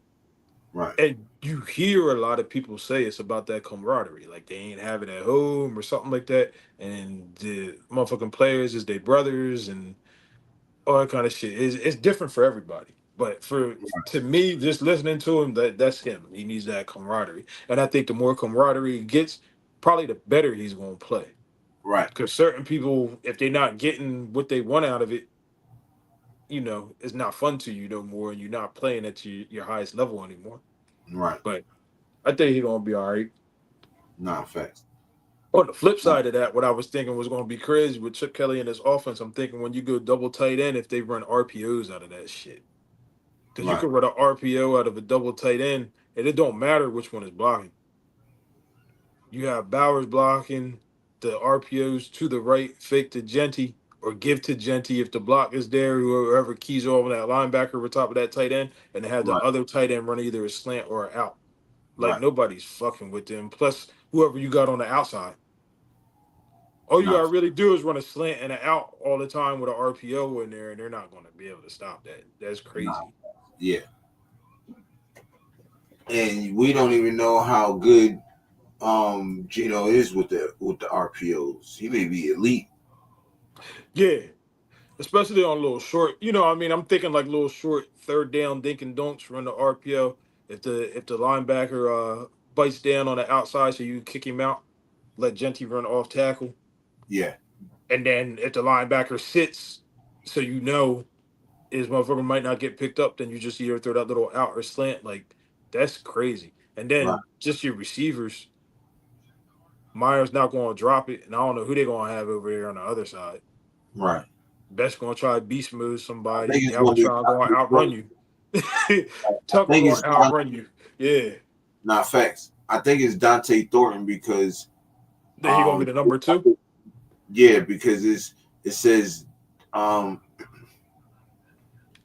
Dante, it says Jacoby Myers, then it says Trey Tucker, and then Dante Thornton. Mm. Even so, as the starter, so that middle guy is the slot guy, so that's Trey Yeah. Tucker, and he's going Yeah. to cook. You want to know why? And I'm not saying he's Jeremiah Smith, but this nigga, Jeremiah Smith had 1,300 yards, bro, and he played majority in the slot. He Who's played in good, the outside in the slot, bro. That's one thing I noticed about Chip Kelly. The slot gonna eat. Them other two on the outside gonna eat, but the slot gonna eat. Yeah. You feel me? So, yep. And the running backs is going to eat because he produced 2,000-yard backs in one season. Mm-hmm. So just imagine if fucking and can we agree? Genty and Mustard is better than the Junkins in Henderson. Yeah. So we got better tight end. I don't know about better receivers. I think Jeremiah Smith better than every receiver we have. I'm just saying, yo, that nigga is different, bro. That nigga is different, nigga. 6'3", 216, bro. Mm-hmm. Nigga run a 4.443. The nigga has 76 receptions. Freshman year, 76 receptions, 1,300 yards, 15 touchdowns. Yeah, it's crazy.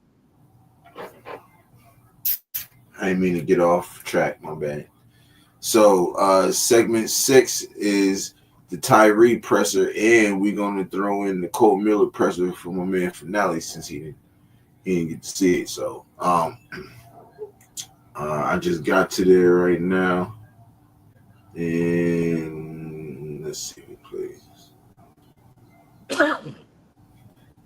Bless you. I hope you sounded good because I think he's starting. Who? Tyree Wilson. He's not gonna start. They got Joe to play. So Joe was in there for the first maybe 2 downs on the run plays. Pass plays is when Tyree Wilson gets in there. So yeah, this is doing the same shit he was doing yesterday.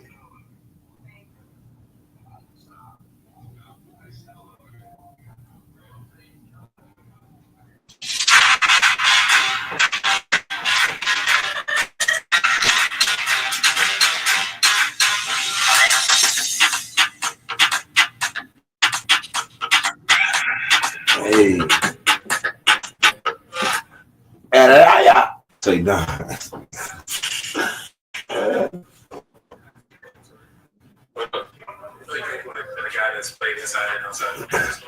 He's a get it year. Get it. That my shit, man. You know, just trying to be versatile and just be able to rush wherever the team needs me. You know, that's been my focus in the OTAs and my focus now. So you know, when the season comes, it ain't no blinking, no matter what happens. What changes for you besides footwork and placement? Man, it's a whole different ball game because the guards on you quick, and plus you in the inside, so you making the rush right for the ends. You can't just rush selfishly and get any move and be 3-by-1 and on the rush, and then the quarterback gets out. It's no point. Dude, if you're really inside the board, I mean, your body seems perfect for the outside, so do you have to put more weight on it and get bigger? Like, it's not that work. Man, I'm at the weight they want me at, so I gotta be able to rush wherever they need me at the weight I am. Is that the same as last year? Yeah, same as last year. How do you enjoy moving around and just getting to show off your athleticism? Man, I love it. I get to work with guys in different positions, and help the rush go, and be able to stop the run, so we get to that 3rd down. Yeah. Your first year. This nigga say one more time. I swear. Last year was he's talking healthy. Now Pete's talking about high expectations for you. Do you like those expectations? Man, the expectations been there since day one. Go say obviously, no. He got high expectations for you. You like them expectations. What are you supposed to say? I want to be. It's just going to work day by day. We put on the pads tomorrow, so the real ball haven't happened yet. It's like year 3. Yeah. Good luck right now. Yeah.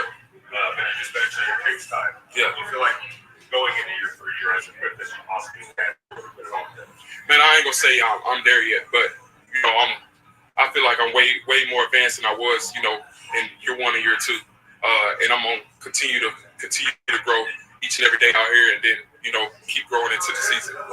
Last year down the stretch, you see that you were playing by far your best football. Did you feel that way? And I guess what did that do for you mentally to know that you can do it at that level? Man, really, just I say, after that bye week, I went home and kind of gathered my thoughts and I watched the tape and I wasn't there what I want to be. I was like, leave it out on the field and every day, every week he kept growing and I'm trying to lead to this year and just push the boys around me and then get pushed also and just be there whenever they need me. I know you can do that, but what does it do to see it on film and know like, hey, I definitely can do it? Man, I knew I could do it, but going out there, I feel like it started practice. Being able to do it in practice builds confidence to do it on Sundays. And then when you do it on Sundays, it's can you come back and do it the next week? And that's what the main thing is being a good player is being consistency. And so being a each and every week.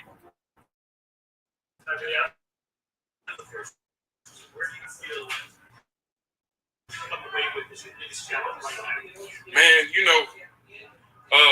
like all y'all see, I'm rushing inside. It's a different ball game. I can be dominant there, but being more smarter to work with Max and work with the other guys to help them eat and make them right, and then also eat when I need to win my one-on-one. All good, guys. Thank you. Yeah. Man, that was fire. I ain't gonna lie. Like that motherfucker, man. I'm telling you.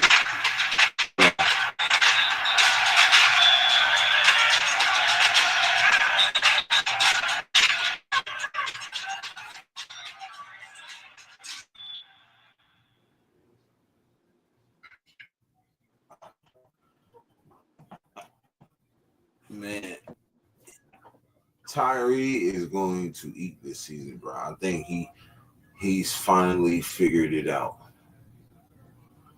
You know what I'm saying? And he's been working with. I know he's been working with Max.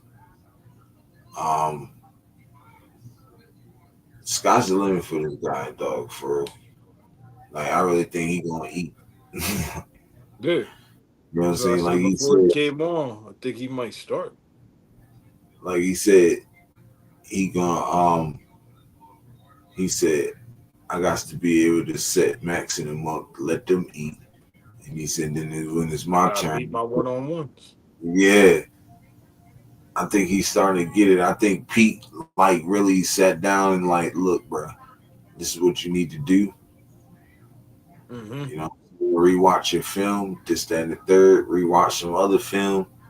Take some shit from other people's games, throw it into your own, and see what you can do this offseason. You feel me? I think this shit. Yo, when I seen this earlier, I'm like, yo, this nigga finna cook. His contract season was 5th-year option season 2 for him. Mm-hmm. He trying to play for that 5th-year option. But I really think he can, and I want to say I want to agree with you though, bro. Like I in the back of my mind, I'm like he could start if he get a chance and he's the hot man. Mm-hmm. It's like keep him in there. You feel me? And Jonah can still eat. You feel me? But they all gonna eat. You know what I mean? Jonah can still eat. Yeah, they're gonna rotate him. Right. So we're gonna see preseason maybe. So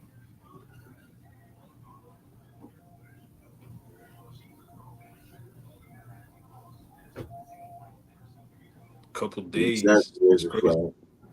G-Fan, what it do, bro? Appreciate you pulling up, but nah, that's facts. That's definitely facts. You know what I'm saying? Look, I'm just saying, bro. This defense finna be sneaky, yo. Mm-hmm. You don't understand, like people keep playing like this man Pete ain't turned, teams around. We already had the pieces. We just needed the coach. Yep. Not saying we're gonna go to the Super Bowl, but it's sort of like Tampa Bay. Tampa Bay had the players. They just needed the coach. Mm-hmm. I guess Gruden was that coach for them. You know what I'm saying? What's another team? Even though I don't like them, I'm gonna just say it. But Kansas City Yeah. had the players. They just needed the coach. Mm-hmm. You know what I mean? There's another team that I want to like. All right, the Bears. See, these mad teams I can say, bro. You feel me? It's the same. The Bears, they had the team, just needed a coach. The Lions. That's why I was taking the Lions. They were like half built, but just needed a coach to finish it off. Mm-hmm. You know, To keep people. Exactly. The Giants, they got players, but they just need a coach and a quarterback. Now they got one. Yeah, you got one. Cool. So, you feel me? Like the Eagles. You know what I'm saying? When Doug Peterson left, they needed a coach.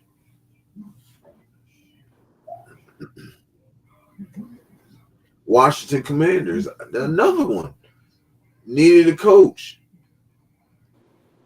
You feel me? Coach of the QB.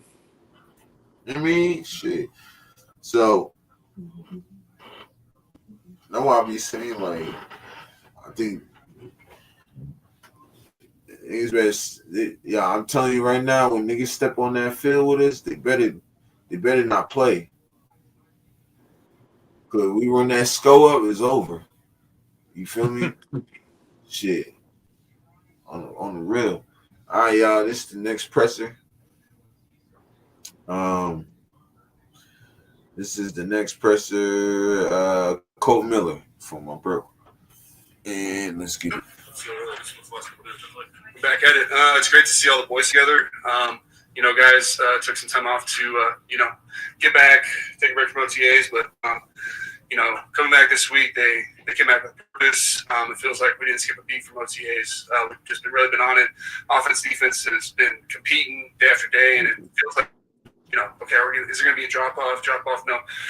Kind of just kept taking steps each day, and I thought we finished the kind of week off right today with before the break. We're excited.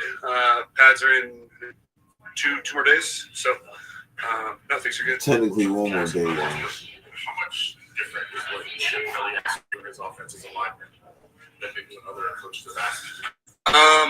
Kind of go back to just being dynamic, because for as much as you can do as an offense, it kind of keeps the defense guessing. So I think just being dynamic, being able to do a little bit of everything is a huge pro, and we can execute it. Everybody says this camp feels different, the staff feels different, like there's different energy. Like you say that every time that you go, every time that every game, like it's always different. It's different. You don't see a big bowling ball taken right out to, or the coaches bringing the juice. Players are having fun. No, you do feel it. When you step into the locker room and on the field, like it's contagious. And it's got to come, it's either from the coaches, the players, but we're all bringing it along. It's still early, but you definitely can feel it for sure. I guess how does that kind of manifest? Like when they a certain tone, like it just carries over. So the locker room feels different, but all the camaraderie is different. But I guess how does that kind of show itself? Yeah, I think it shows itself in the locker room for one. Guys hanging out and have all this time. We're spending 12, 13 hours here, and we're having lunch together. Even when we take our lunches or we can go back home, we're all hanging out, talking to each other, shooting the stuff. So no, it's been cool. And of course, we have a lot more to go, but it's been good so far. Got a couple more kids in there. The room this year. How are they kind of adjusting to life in the NFL? Good. I think all the young guys have been much real well. Been lucky from not playing any football to trying to pick up something each day. It's been pretty cool. You know, he came back from Australia. And he's like, you ever think, you know, like, what's your family think? Like, you ever think you're not a snap of football? And, yo, Lucky. Yeah. What is I guess, I mean, I thought about that. What do you see? Understanding. It's a lot in general with the new offense. So he's just trying to pick up his bitch as he can. But he's doing great.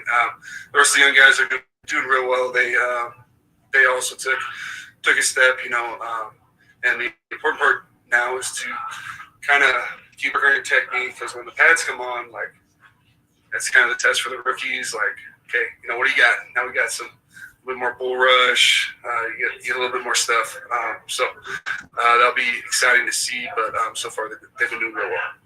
Yeah, like yesterday and today, you guys are the biggest stories in football world. Everybody's talking about the Raiders. Everybody's talking about what happened yesterday. Like, how do you guys do you pay attention? Do you compartmentalize, like, discuss, and then move on? Like, how do you deal with something like that when it happens? There's I think. You know, I think in that scenario, I think just letting the, you know, obviously staff handle it, but, you know, we don't really have control of that. It sucks, you know. But, both of y'all. But the best you can do is, you know, just, move on, you know, just stay focused, because we have a lot of work to put in, and, you know, we don't have time to, you know, think about those things. So, but it's tough, but you got to take your best foot forward. Yeah. So, bro, what you think?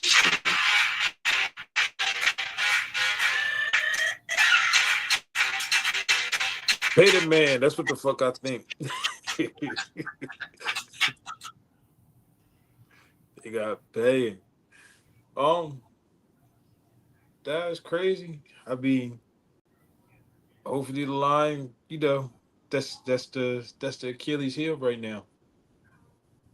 Right. Gotta see how they do. We're gonna see what happens. Yeah, and I think he played it because I mentioned Laki Tashi. I, you know, it's good to see that he's still picking up. But I was just wondering where he was. You know what I mean? Like, right. You moved me from one side of the ball to the other, but you don't hear nothing about him. So, right. Let him keep on developing. But yeah, it's about this line, bro. Stars can't be stars if they ain't got no time. Exactly. And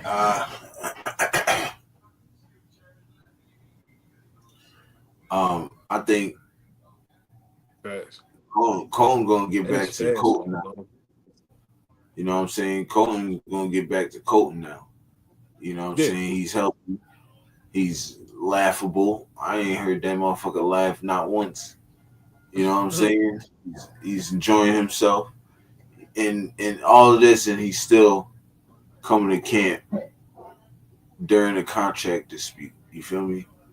So you see the willingness to, you know, want to help this team still, even though, you know, they owe you. They need to pay you. You feel me? So I think that's dope on his part.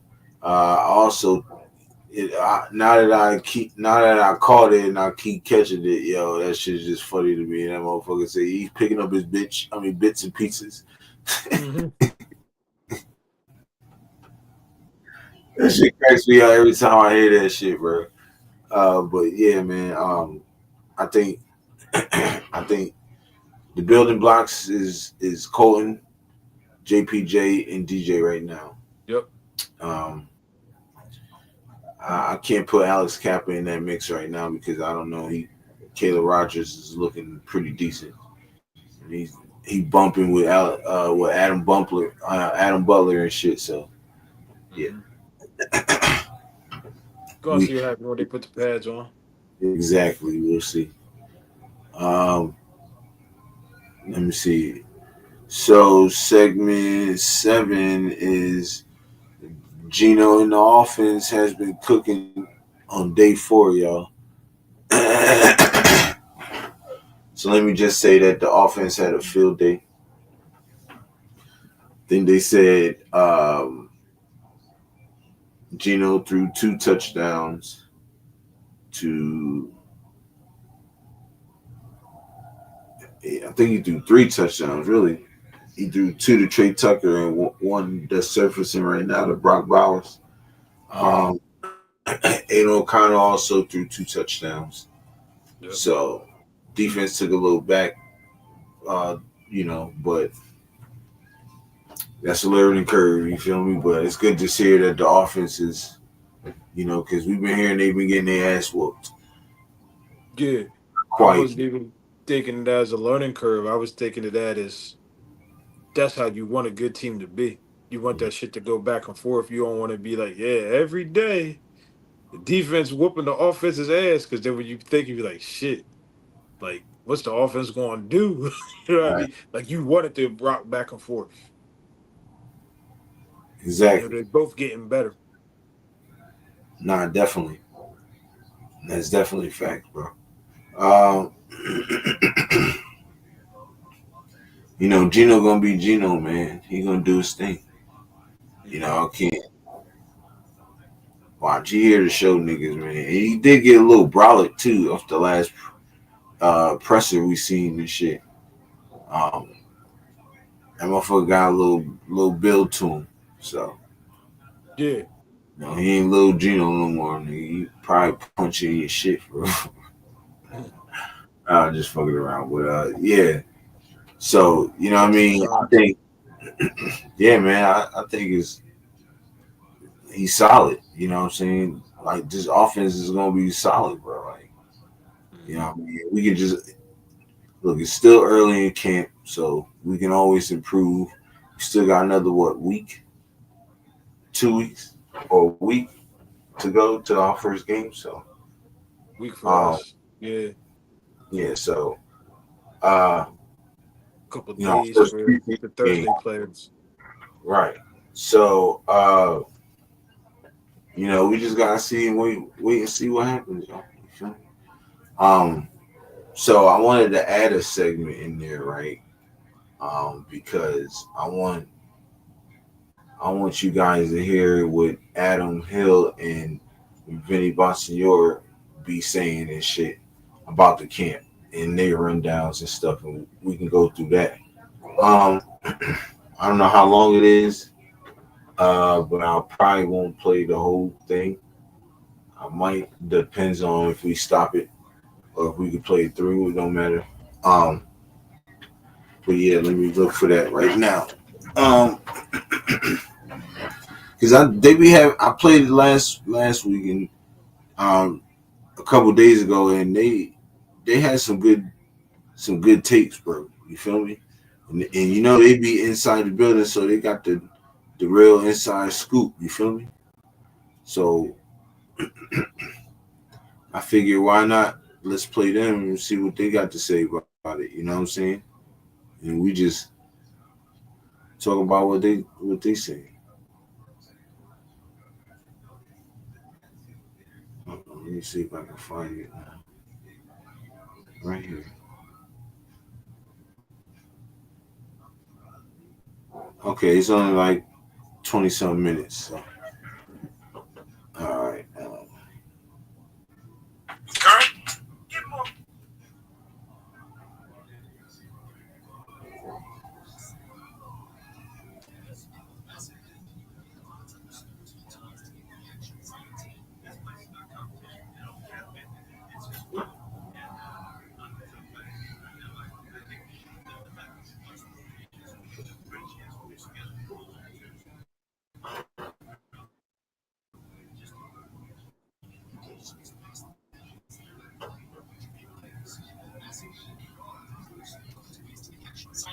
This place is about competition. It always has been, and it's just wide open. And I don't need to talk about any names right now. I think the fact that if you watch the rotations and we're giving everybody a chance, mixing guys with the ones and the twos all the way throughout, just to gather a bunch of information. I went right back to cut-ups yesterday of the first 2 days, just watching each individual guy, and we're just putting the information in the vault here, and we'll figure it out in time.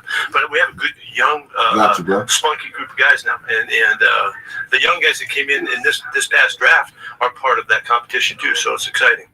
Welcome, Raider Nation, to Vegas Nation First and 10, your go-to podcast for all your Raider news and analysis. I'm Benny Monsignor. I cover the Raiders for the Las Vegas Review-Journal and Vegas Nation. To my right is my good friend and colleague, Adam Hill. Also covers the Raiders and everything else in Las Vegas for the Las Vegas Review-Journal and Vegas Nation. Before we get to everything, I just want to remind everyone that all Vegas Nation podcasts are brought to you by the Las Vegas Review-Journal and Station Casinos STN Sports. And we thank them for all their support. It's day 4 of training camp here with the Raiders, and we heard Pete Carroll at the top of the show talking about how competition drives this whole thing. It's what they're going to be all about.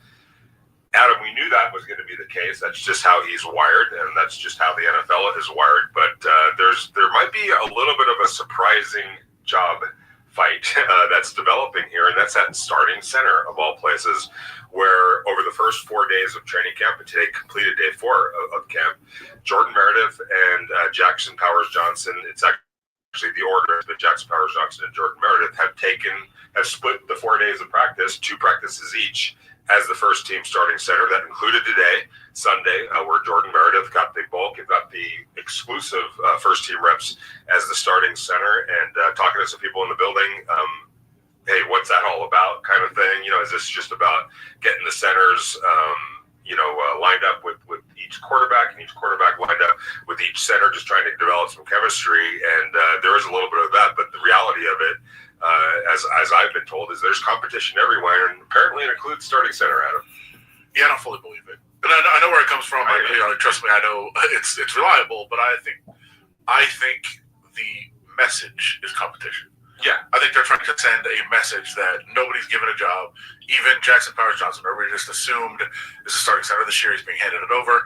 I think they're saying, hey, look, there's a battle for every single position on the depth chart, every single position on the roster, and everybody's going to have to battle for those positions. I do tend to think it's more trying to get those guys work with each of the quarterbacks, because they need to have that happen. I think as we go through camp, we'll probably see Jackson Powers-Johnson probably start to take over the majority of reps at center, and I think that's probably, or at first team center, I think that's probably what's going to happen. But I think it's a good way to get the work that we talked about.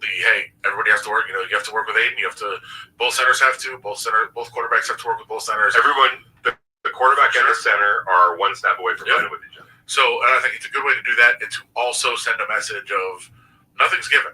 Like nobody last year. Jackson Powers-Johnson played center well when he was there. He played guard okay when he was there too. Like everybody just assumed he's the guy now. Andre James is gone. Jackson Powers-Johnson is the center, and I think it was like, no.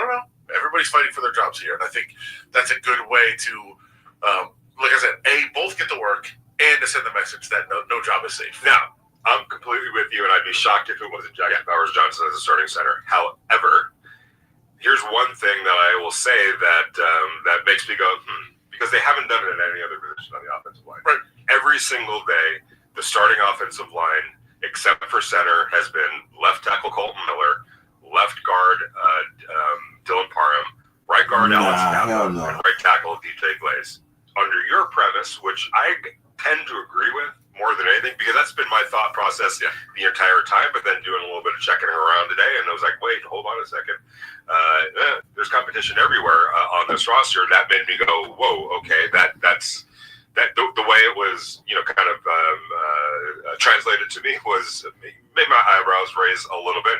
And the fact that they haven't done that, and we've seen training camps with the Raiders, covering the Raiders as we have, where the entire offensive line, except for maybe Colton, has been, when he's here. Last year he wasn't even healthy at this time of year, but basically he's been the left tackle, and there's been interchangeable parts along the offensive line as they've tried to figure out the best 5.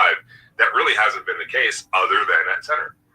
Yeah, which I think lends, you said that part. I mean, you could translate it that way. I would translate it as, that even lends more to they're just trying to make sure both centers work with both quarterbacks. I mean, I think there's a lot, I'll tell people there's a lot of things that happen on the field you can analyze a lot of different ways during training camp. I think that's very, very fair to point out.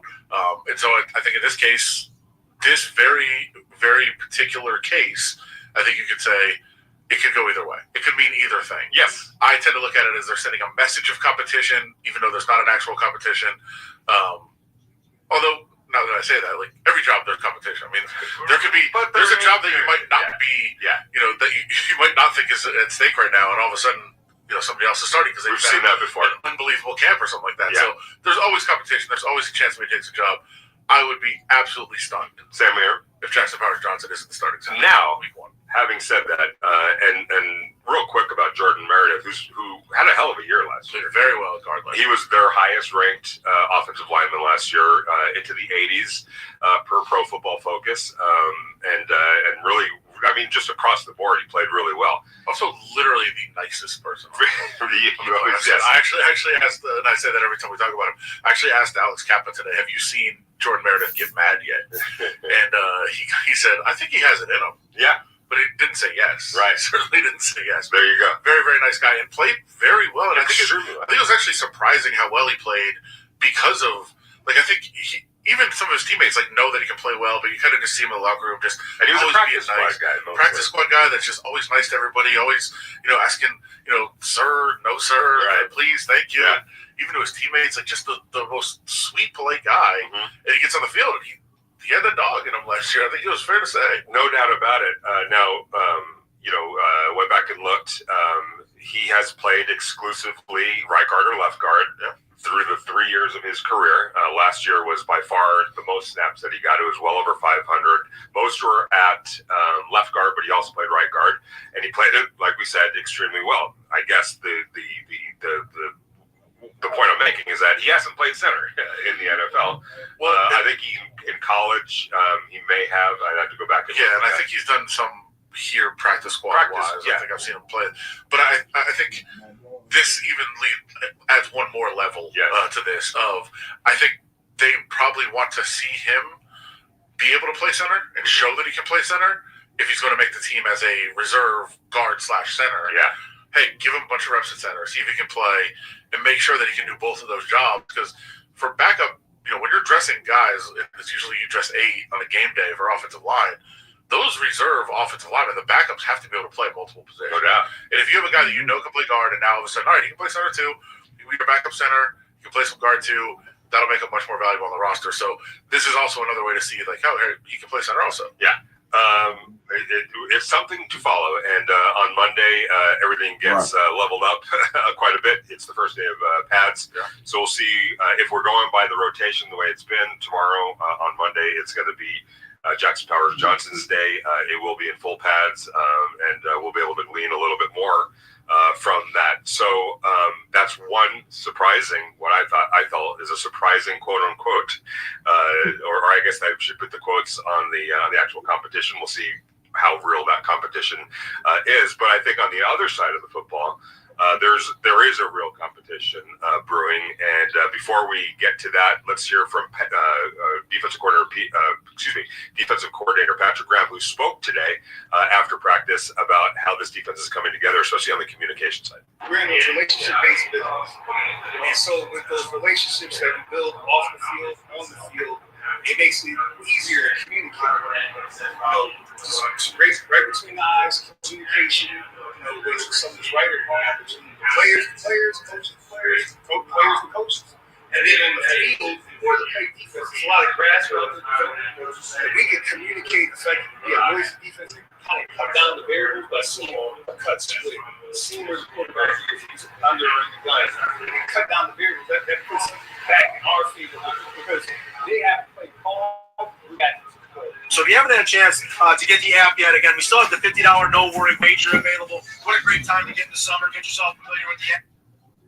But there is a real battle going on at cornerback. And today it took a little bit of a surprising turn because pretty much throughout the first 3 days of training camp, it was veteran Eric Stokes and the rookie Darian Porter as the two starting perimeter cornerbacks, with Jacorian Bennett now in his third year, and DeCamerion Richardson now in his second year as the second team cornerbacks. Well, today, for I would say the majority of practice, DeCamerion replaced Darian Porter, and JT Woods, a third-year player from the Chargers, who, by the way, was drafted by Tom Telesco over in Los Angeles, replaced Jacorian as the second team cornerback, and Jacorian was running with the third team cornerback.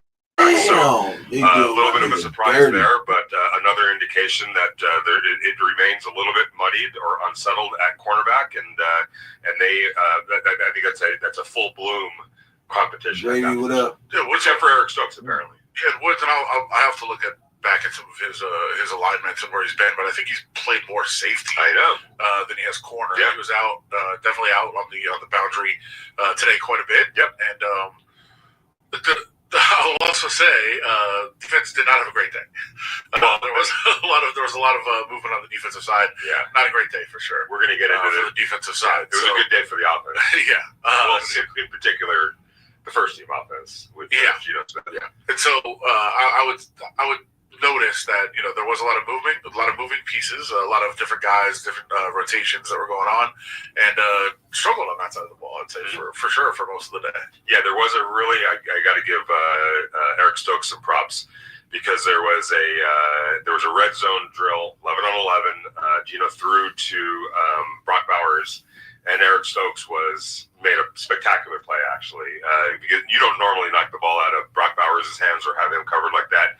He had him covered like a glove, knocked it out of the way.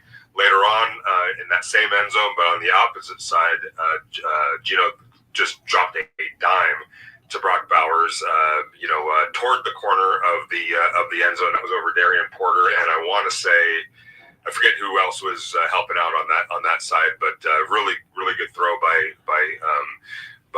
Geno Smith. And along those lines, yes, it was a struggle for the defense today. It was also a pretty strong day for the offense. And I thought Geno Smith by far had his best day today. Yeah, no question. There's no question. And Aiden O'Connell had his worst day. Yeah. Fair to say that it was going in very, very divergent paths for the two quarterbacks today. I would suggest. And on that catch by Bowers that you're referring to in the corner of the end zone, it was a very good throw. But I will point out that it was Brock Bowers that made that a good throw with the way that he was able to shade his body and really fight off any chance of anybody getting there, and he basically came to a stop and fought off without even turning around. Just really good body control, really good use of his frame to just drop that ball in and adjust to where the ball was. Yeah, he's the natural. There's no question about it. But also, even more impressive than the catch, did you see he caught the ball and just threw it up in the air? Yeah. It went so far. Telling you, man, he's the natural. He's the natural. Can't catch a fly ball. He's one of those dudes that. But I guarantee you, if you gave it a week, he'd be starting to win fly balls pretty darn well. So as the Raiders general manager John Spytek said, he's legit worried that the A's might draft him. We'll see how that goes. I'm kidding. They're not going to do that. I would give it a flyer though if I'm the A's. It seems like they've got their power. Any team doesn't have to be the A's. Just but it feels like the A's have the power. I mean, they've got some young, good players over there, and that's a story for another day. However, going back to Geno Smith, a really nice connection for a touchdown to Trey Tucker. It was a very well run route. It was also a great throw, and he also made a couple of nice connections with Dante Thornton, and old Mr. Reliable, Jacoby Myers, was flashed big time today. It was just a really crisp day for the starting offense, which if you're a Raider fan, and not to harken back on harder times, but Adam was there every day with me in Costa Mesa. It was never a good day, it felt like, for the offense. It was sort of, wow, this is what a good offense could potentially look like here with the Raiders. Your thoughts on Geno Smith and how he's starting to come along? Yeah, it's been up and down every year. That's the case for every quarterback in the NFL, but it felt like he really settled in today. Yeah, I thought even from OTAs, the minicamp, to the first couple of days of training camp, I thought there was a lot of unevenness. And certainly that's learning a new offense. That's all those different things.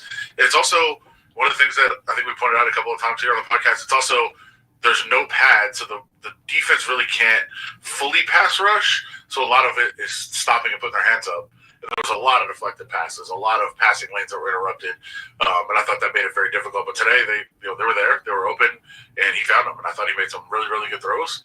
Only a couple of mistakes today, as compared to the last couple of days. And I thought it was very clear that he kind of took control of the offense and seized that opportunity, especially against some rotations. I think the pass to Trey Tucker, I think it was a run it was a run portion of the practice. They were working on the running game. I think he recognized what the defense did, and I don't know if you saw who they put out there on that play. I believe it was Trey Taylor and Hudson Clark at safety. Okay. And he was like, okay, Yeah. time to go. And, he went through a deep shot right there to right across the. And that's it's a kind of an important point that Adam just made.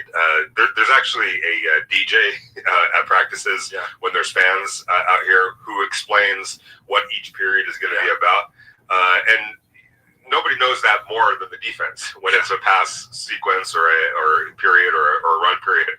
So when they know it's a pass period, they're pinning their ears back, and they know, so it's a little bit deceiving on certain things. But I guess from my perspective, forget for a second who was defending on that play. It was an effortless throw by Gino. He let that thing fly. And it was right where it needed to be. And I think if you're looking for a positive sign of this offense, I can't tell you.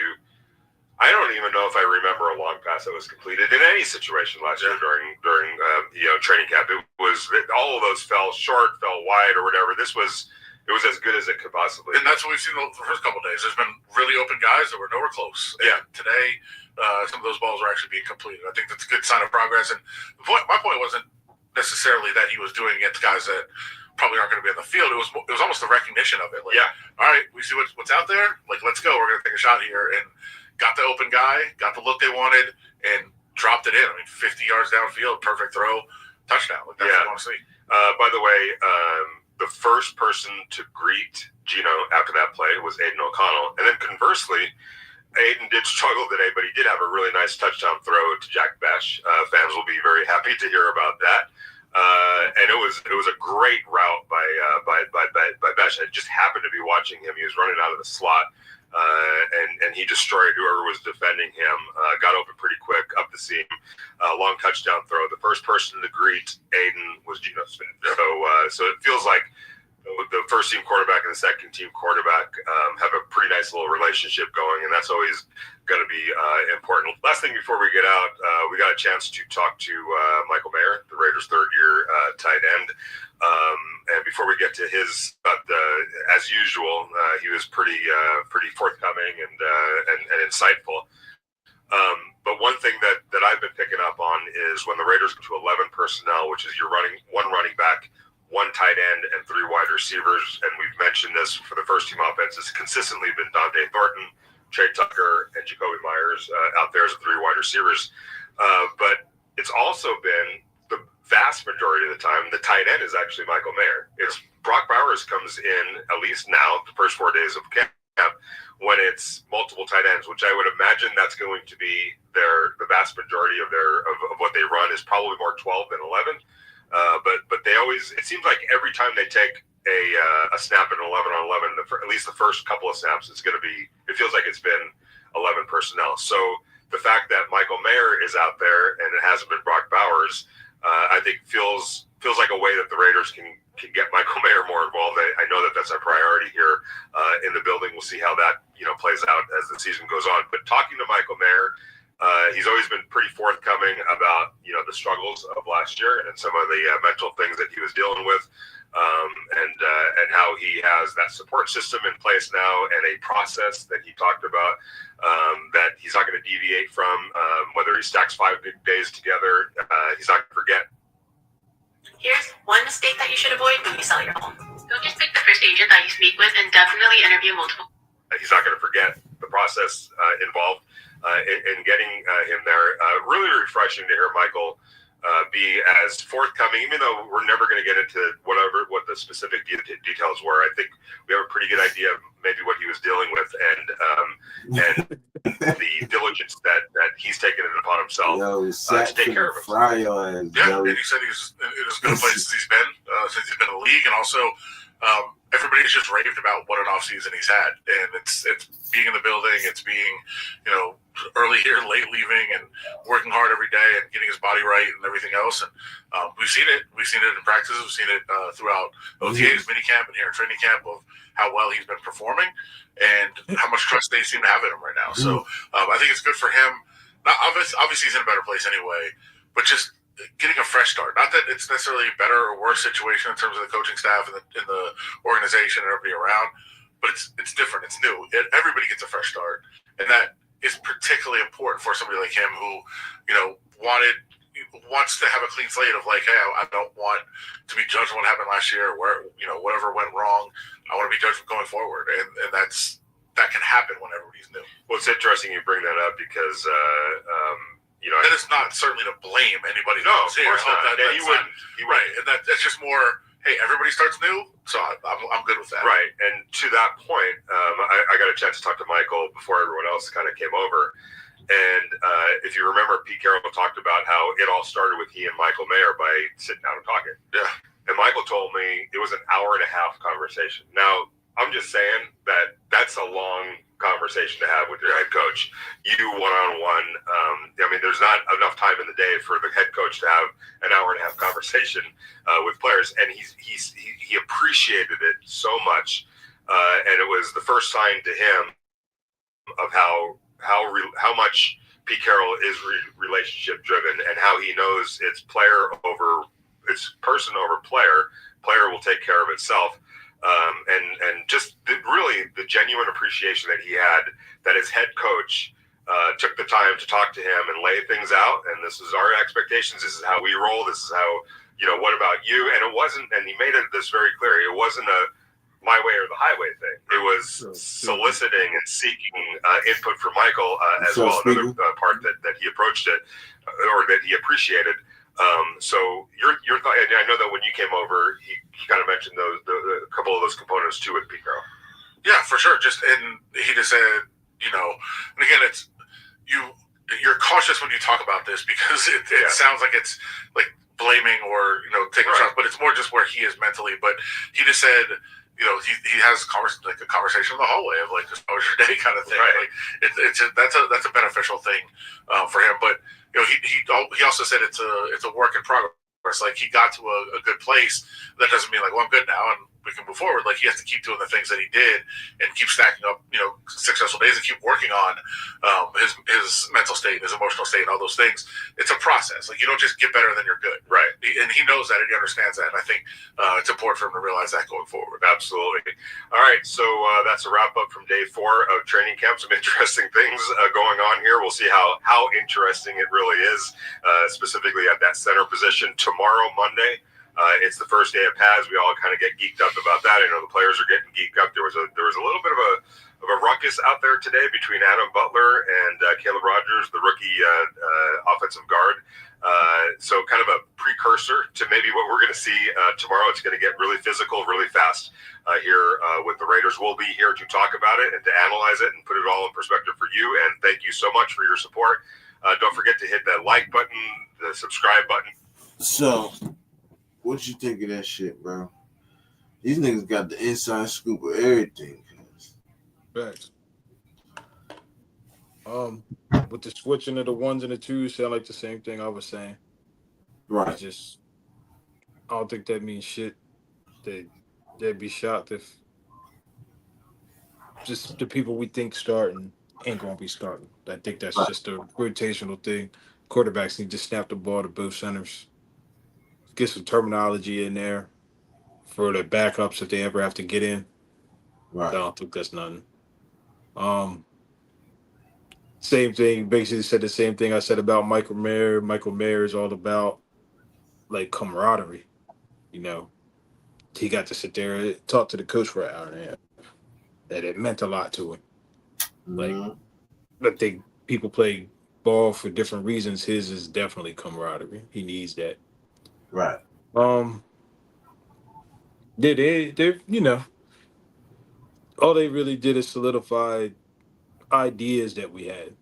They pretty much just doubled down on the ideas that we had because they're there firsthand to actually see it. Exactly. Yeah, this I like listening to them. I like watching they podcasts because, like you said, they there.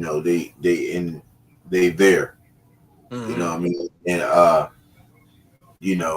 the fact that we getting the real inside scoop because that's what everybody else be giving y'all like. See, the higher ups, and I call them the higher ups, which is the bigger content creators for the Raiders and shit. Like they know people. You feel me? Mm-hmm. I don't Mm-hmm. know nobody. You feel me? So this is why I listen to what Vinny Bonsignore is, because he's a beat writer for the Raiders. Adam Mm-hmm. Hill is a beat writer for the Raiders. You know what I'm saying? And all of Las Vegas teams. So Mm-hmm. um, but they know what they talking about, man. Them right there, they know what they talking about, and I rock with them. But the things that they were saying, yeah, like you said, they just solidified what we've been speculating on and talking about. You know, Mm-hmm. uh, Exactly. I think they some of these guys, like they said, like the ones and the twos. I think that it's just they're trying to uh, sharpen everybody's play, Mm-hmm. because we can sharpen everybody's play playing with the ones. When we go against other teams, shit, hell, we might our second team and third team might shit on their second team, third team, because we played with ones. You know what I'm saying? Mm-hmm. So Keeps them more prepared to get in. yeah, it was dope. I like that exactly. hmm And the fact that Michael Mayer could be is running with the ones or 11 personnel, Yeah, for and then yeah, 12. for certain I mean, formations. Yeah, yeah. He's the one. so I think that's dope. Also, you know what I'm Mm-hmm. saying? You you you feeding Michael Mayer while you're feeding Brock Bowers. And shit, hell, they gonna Exactly. both be on the field talk too, anyways. You know what I'm Mm-hmm. saying? They might take Trey Tucker out, put Brock Bowers out wide, and Bowers put in out. and have him and Ian Thomas out there. Yeah, yeah. You know what I I'm was saying? thinking that for So shorter situations that could anyway. be right, and that could be another look for us too, Mm-hmm. because we got really three really good tight ends, and we got two other really young tight ends too. Mm-hmm. So we're loaded at the tight end position. You feel me? Um, and like they said, Dante Thornton, Trey Tucker, and Jacoby Myers. That's a really good wide receiver core, sneaky, because none of them are named. They're not top wide receivers. They're not, what I'm saying, big time. But Mm-hmm. they're wide receivers that do their job. Same as what I've been talking about when Pete was in Seattle his first like 6 seasons, when he had Doug Baldwin and fucking and Ricardo Lockett and what's the dude named Golden Tate. Golden Tate. You know what I'm saying? Wasn't big name receivers, but they fucking got the job done. Mm-hmm. You know what I mean? So uh sky's the limit, Sky's the limit for us. Yeah, Uh I was talking about that in the during the draft. Town. We was talking about that. I was saying I almost think like Besh gonna play kind of like the slot. Thornton gonna play the two. yeah, But I don't know. But I've definitely been saying that like it might but I'm not be telling right you, off rip. nah, it's not all right off rip, because uh Best running with the twos. Mm-hmm. So he gonna be subbing in, you feel me? Yeah, Which is, yeah. what I mean, we can still get production with him, because like I said, he running with the ones. Mm-hmm. So he can still gonna put that production in. You know what I'm saying? That's the little shit that we didn't do that helps the team. People think we got these big problems, but it's just the little shit that we gotta keen in on. And if we Yeah, don't keen in on them things, we don't play right. But I yeah. see us keening on the little shits that we gotta fix, or the little implements that they putting in the offense. You know what I'm saying? This The right, little when this we right run. here, his stick. This is what I was saying would be crazy with some RPOs. I know you saying play action, but actually give the option to give the ball to Genty and Yeah. plays like that. Like to me, that's unstoppable. If they read that defense right and Right. throw that quick pass or to give it to Genty, like you always gonna get like 7, 8 yards. Right. Nah, facts. But yeah, that's exactly what I was saying. If you got Brock and Mayer in there running double tight, Right. I make all kinds of RPOs out that shit. Just Nah, facts. Rose Town, you right though. He could be the third down guy and Thornton would just be, he'll get more, he'll play more. yeah, yeah. That's facts. Mm-hmm. Run for a 2.0. Mm-hmm. Yep. But I think he's better than Redford. I know he's stronger than Redford. He's bigger. So, nah, that's facts though. So y'all know the last segment is the Just Kick It segment. You feel me? So that's what we doing. We just gonna kick it. But if you still got Raider shit y'all want to talk about, we can also talk about that. You feel me? So, um, we go to like 2 hours, 20 minutes, so we're not gonna be that long with that segment either. So y'all let me know. But yeah, this is Can you Just hear Kick me? It. Yeah, we get it now, man. But yeah, if y'all still got Raider questions, we can get it in with that. But you know, You good? kick it, huh? I said you good. That joint went off for a little bit. It's spinning. Oh, for real? It's still Mm-hmm. spinning? Nah, it's good now. Oh, all right, yeah. Yeah, I'm straight. It's probably doing it on my end and your end. You feel me? Mm-hmm. It was spinning on my, yours was spinning on my end. Mine's was spinning on your end. And shit. History said Besh about to pop off with the intermediate. He about to get busy, bet. Yeah, nah. And he can. You know what I'm saying? Mm-hmm. Because you've seen in little clips, that's what he was running.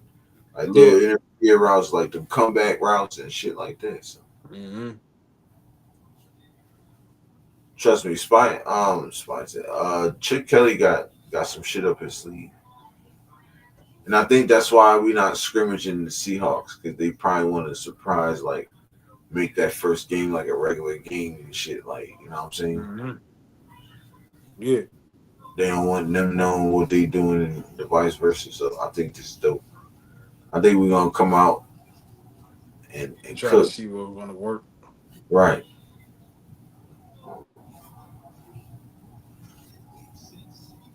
Nah, that's fact. I think we'll start. I know we're gonna run that ball though. Starting Yeah, off, definitely. when we get to the test, run that ball.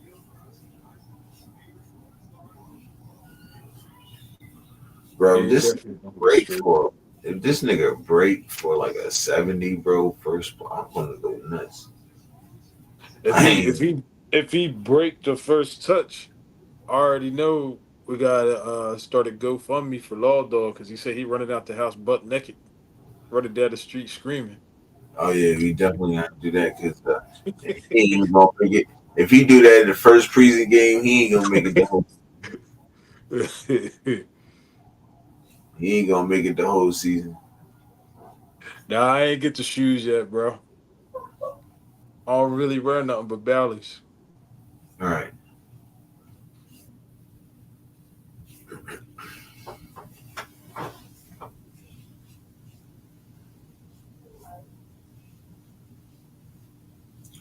best Tiger. All right. Yeah, huh? I Yep. can dig. I can dig that, Rose. That's what he playing for. His brother.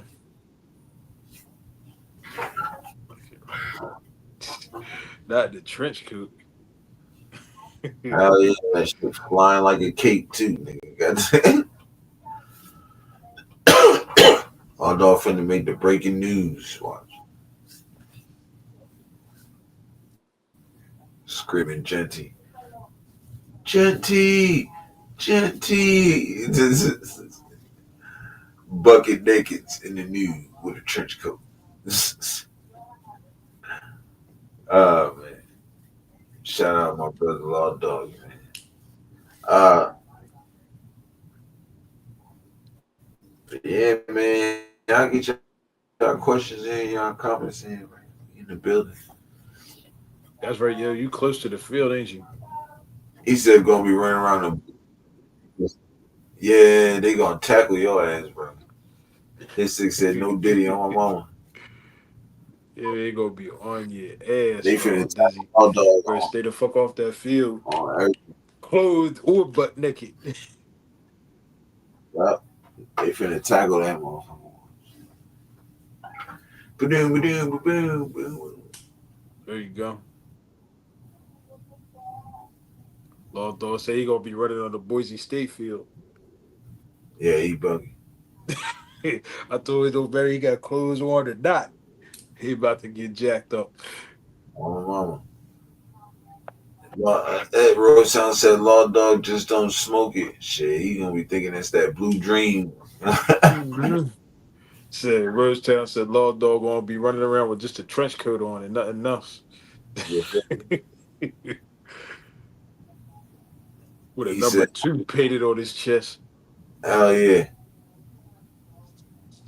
That nigga said painted on his chest. He got a chip.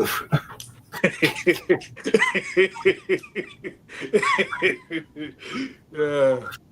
He gonna have that shit painted on his chest in the back of the trench coat. Nigga. Like, Just a number 2. Let niggas know. no, the back of the trench coat gonna have the number 2 with Genty on the cross of it. This ain't gonna have a this ain't gonna have a Genty trench coat. He just gonna have the That's a number Genty 2. trench. Oh, wow. That's what you gonna call it too, the Genty trench.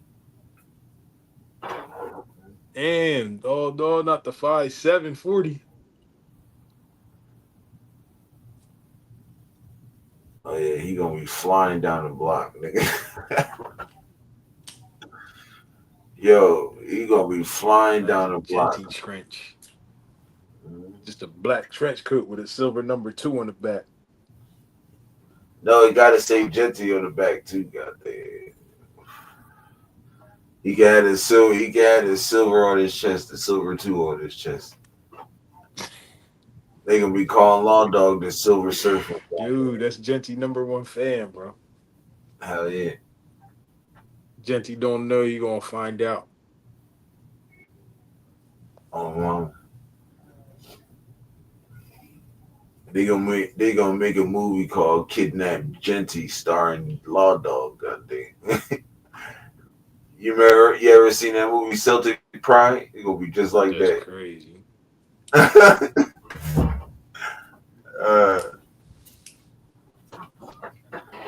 That shit funny as hell. I got the TV on in the back. I got the volume off. They talk about Danny Jones just signed a 1-year deal to the Colts. Oh really? So who they got? They got Daniel Jones. No. So wait, don't they already had a What quarterback do you over? need Danny Jones or Richards for? No, but they got another quarterback over there though. That gotta be old.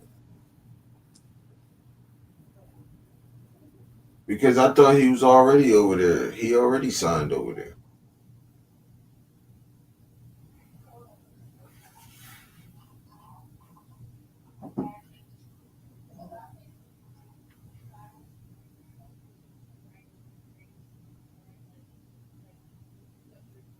They got Daniel and AR in the coach. Yeah, I thought, yeah, that gotta be. So. Coach got Tyler Warren in the draft. They're gonna be badass. Yeah, the coach gonna be all right. Mm-hmm. Yeah, I got that John on in the background. I got NFL Network on in the background. They saw about Danny Jones. All right. Signing this Yeah, 1 year. I think Danny Jones is going to cook with the Colts. Mm-hmm.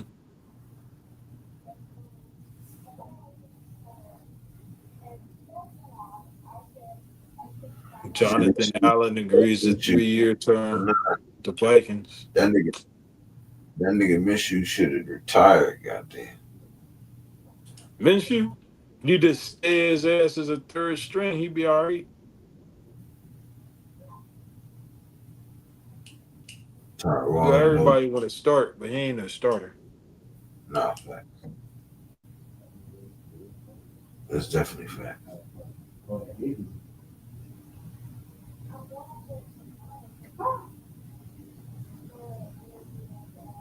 Yeah, I was wondering what they need Danny Jones and Anthony Richardson for, though.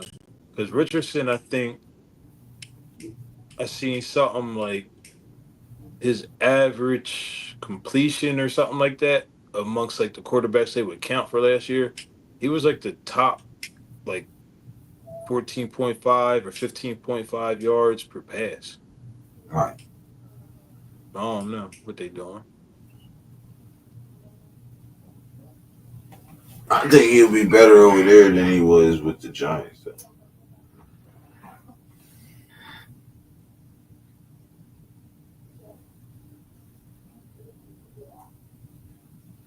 But that's there. Be mad at that though. I've been saying that since they said he went to the Colts. I've been saying I need Mahomes to get hurt just for one game when we play against him, so I can watch Max call Minshew little ass boy the whole game.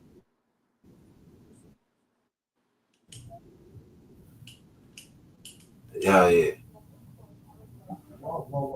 If he beat us, I'm gonna be pissed too. But that ain't gonna happen. If that nigga played it, we gonna shit on his ass, boy. They gonna be on his ass like white on rice. Minshew don't throw it more than 12 yards down the field. He make the game one dimensional. We sweep the Chiefs. He's the ESPN guy. He predicted we sweep the Chiefs. I think we split with everybody. If we split with our division and or maybe sneak one game in there, right? Maybe we sweep one team. I don't see it though. I'm gonna just say, let's just say we split with our team and let's say we beat majority of the teams that we're supposed to beat in the AFC. I think we can go. I don't know the numbers right quick, but I ain't trying to look at them right now. I think we can hit the playoffs. Yeah, Colts agreed a 1-year, $14 million contract with Daniel Jones, expected to compete with Anthony Richardson for starting quarterback. Yeah. Popped up on the screen. Daniel Jones had 14,582 passing yards, 70 touchdowns, 47 picks in 6 seasons.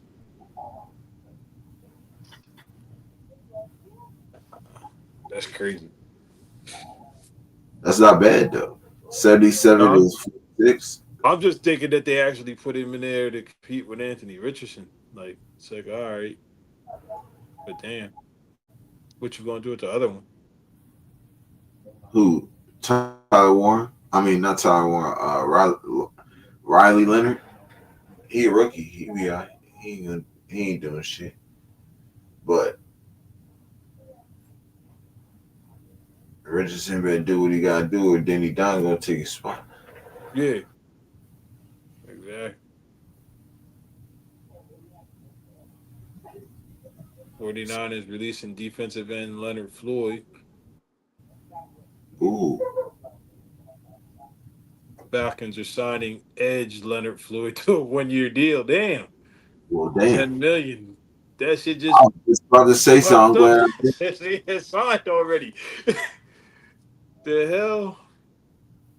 That nigga said, "Oh, I'm good over there. All right, I'm on the way." Mm-hmm.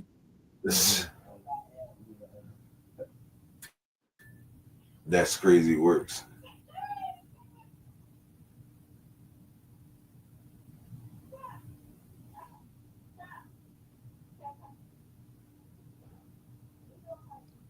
what else you got? The where's the flag? He said, "How is that not tampering?"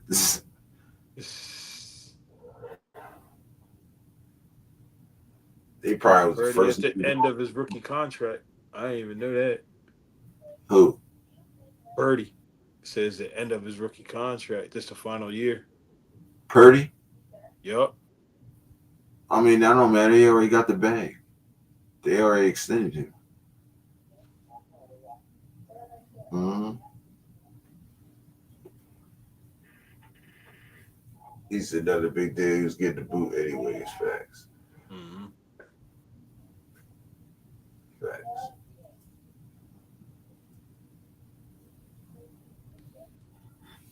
He still be popping up. I thought they had disappeared off the face of the earth. That's who. Loud. Whoever this nigga was, speaker. That's who that was. That's.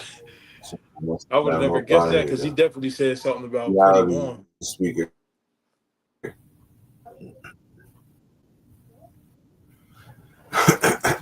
I ain't bothered. I thought somebody was gonna get him up out of here. They might have did already. You can't really tell on here. Mm-hmm.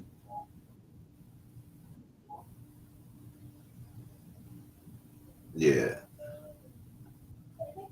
Lions is already in pads. They were in pads already today. That's crazy.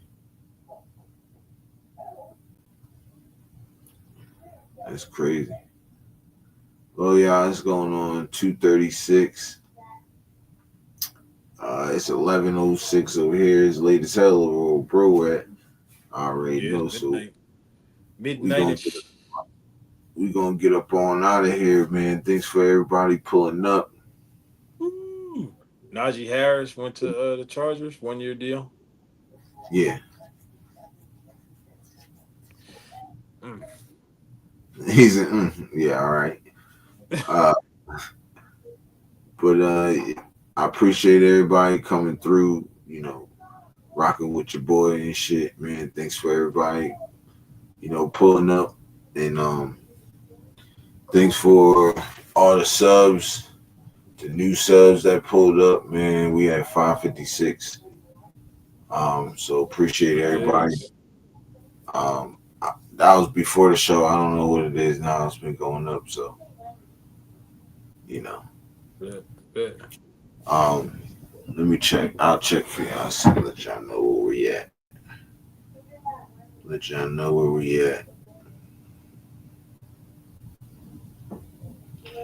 Oh, I gained 10 in 2 hours. 565, y'all. So we in the building. Appreciate everybody. Like I said, pulling up. And this is the finale of Europe show. The Europe finale show. Sunday NightCap. You know how we do. Appreciate y'all one more time. You feel me? So with that being said, y'all know what it is. Your Raiders.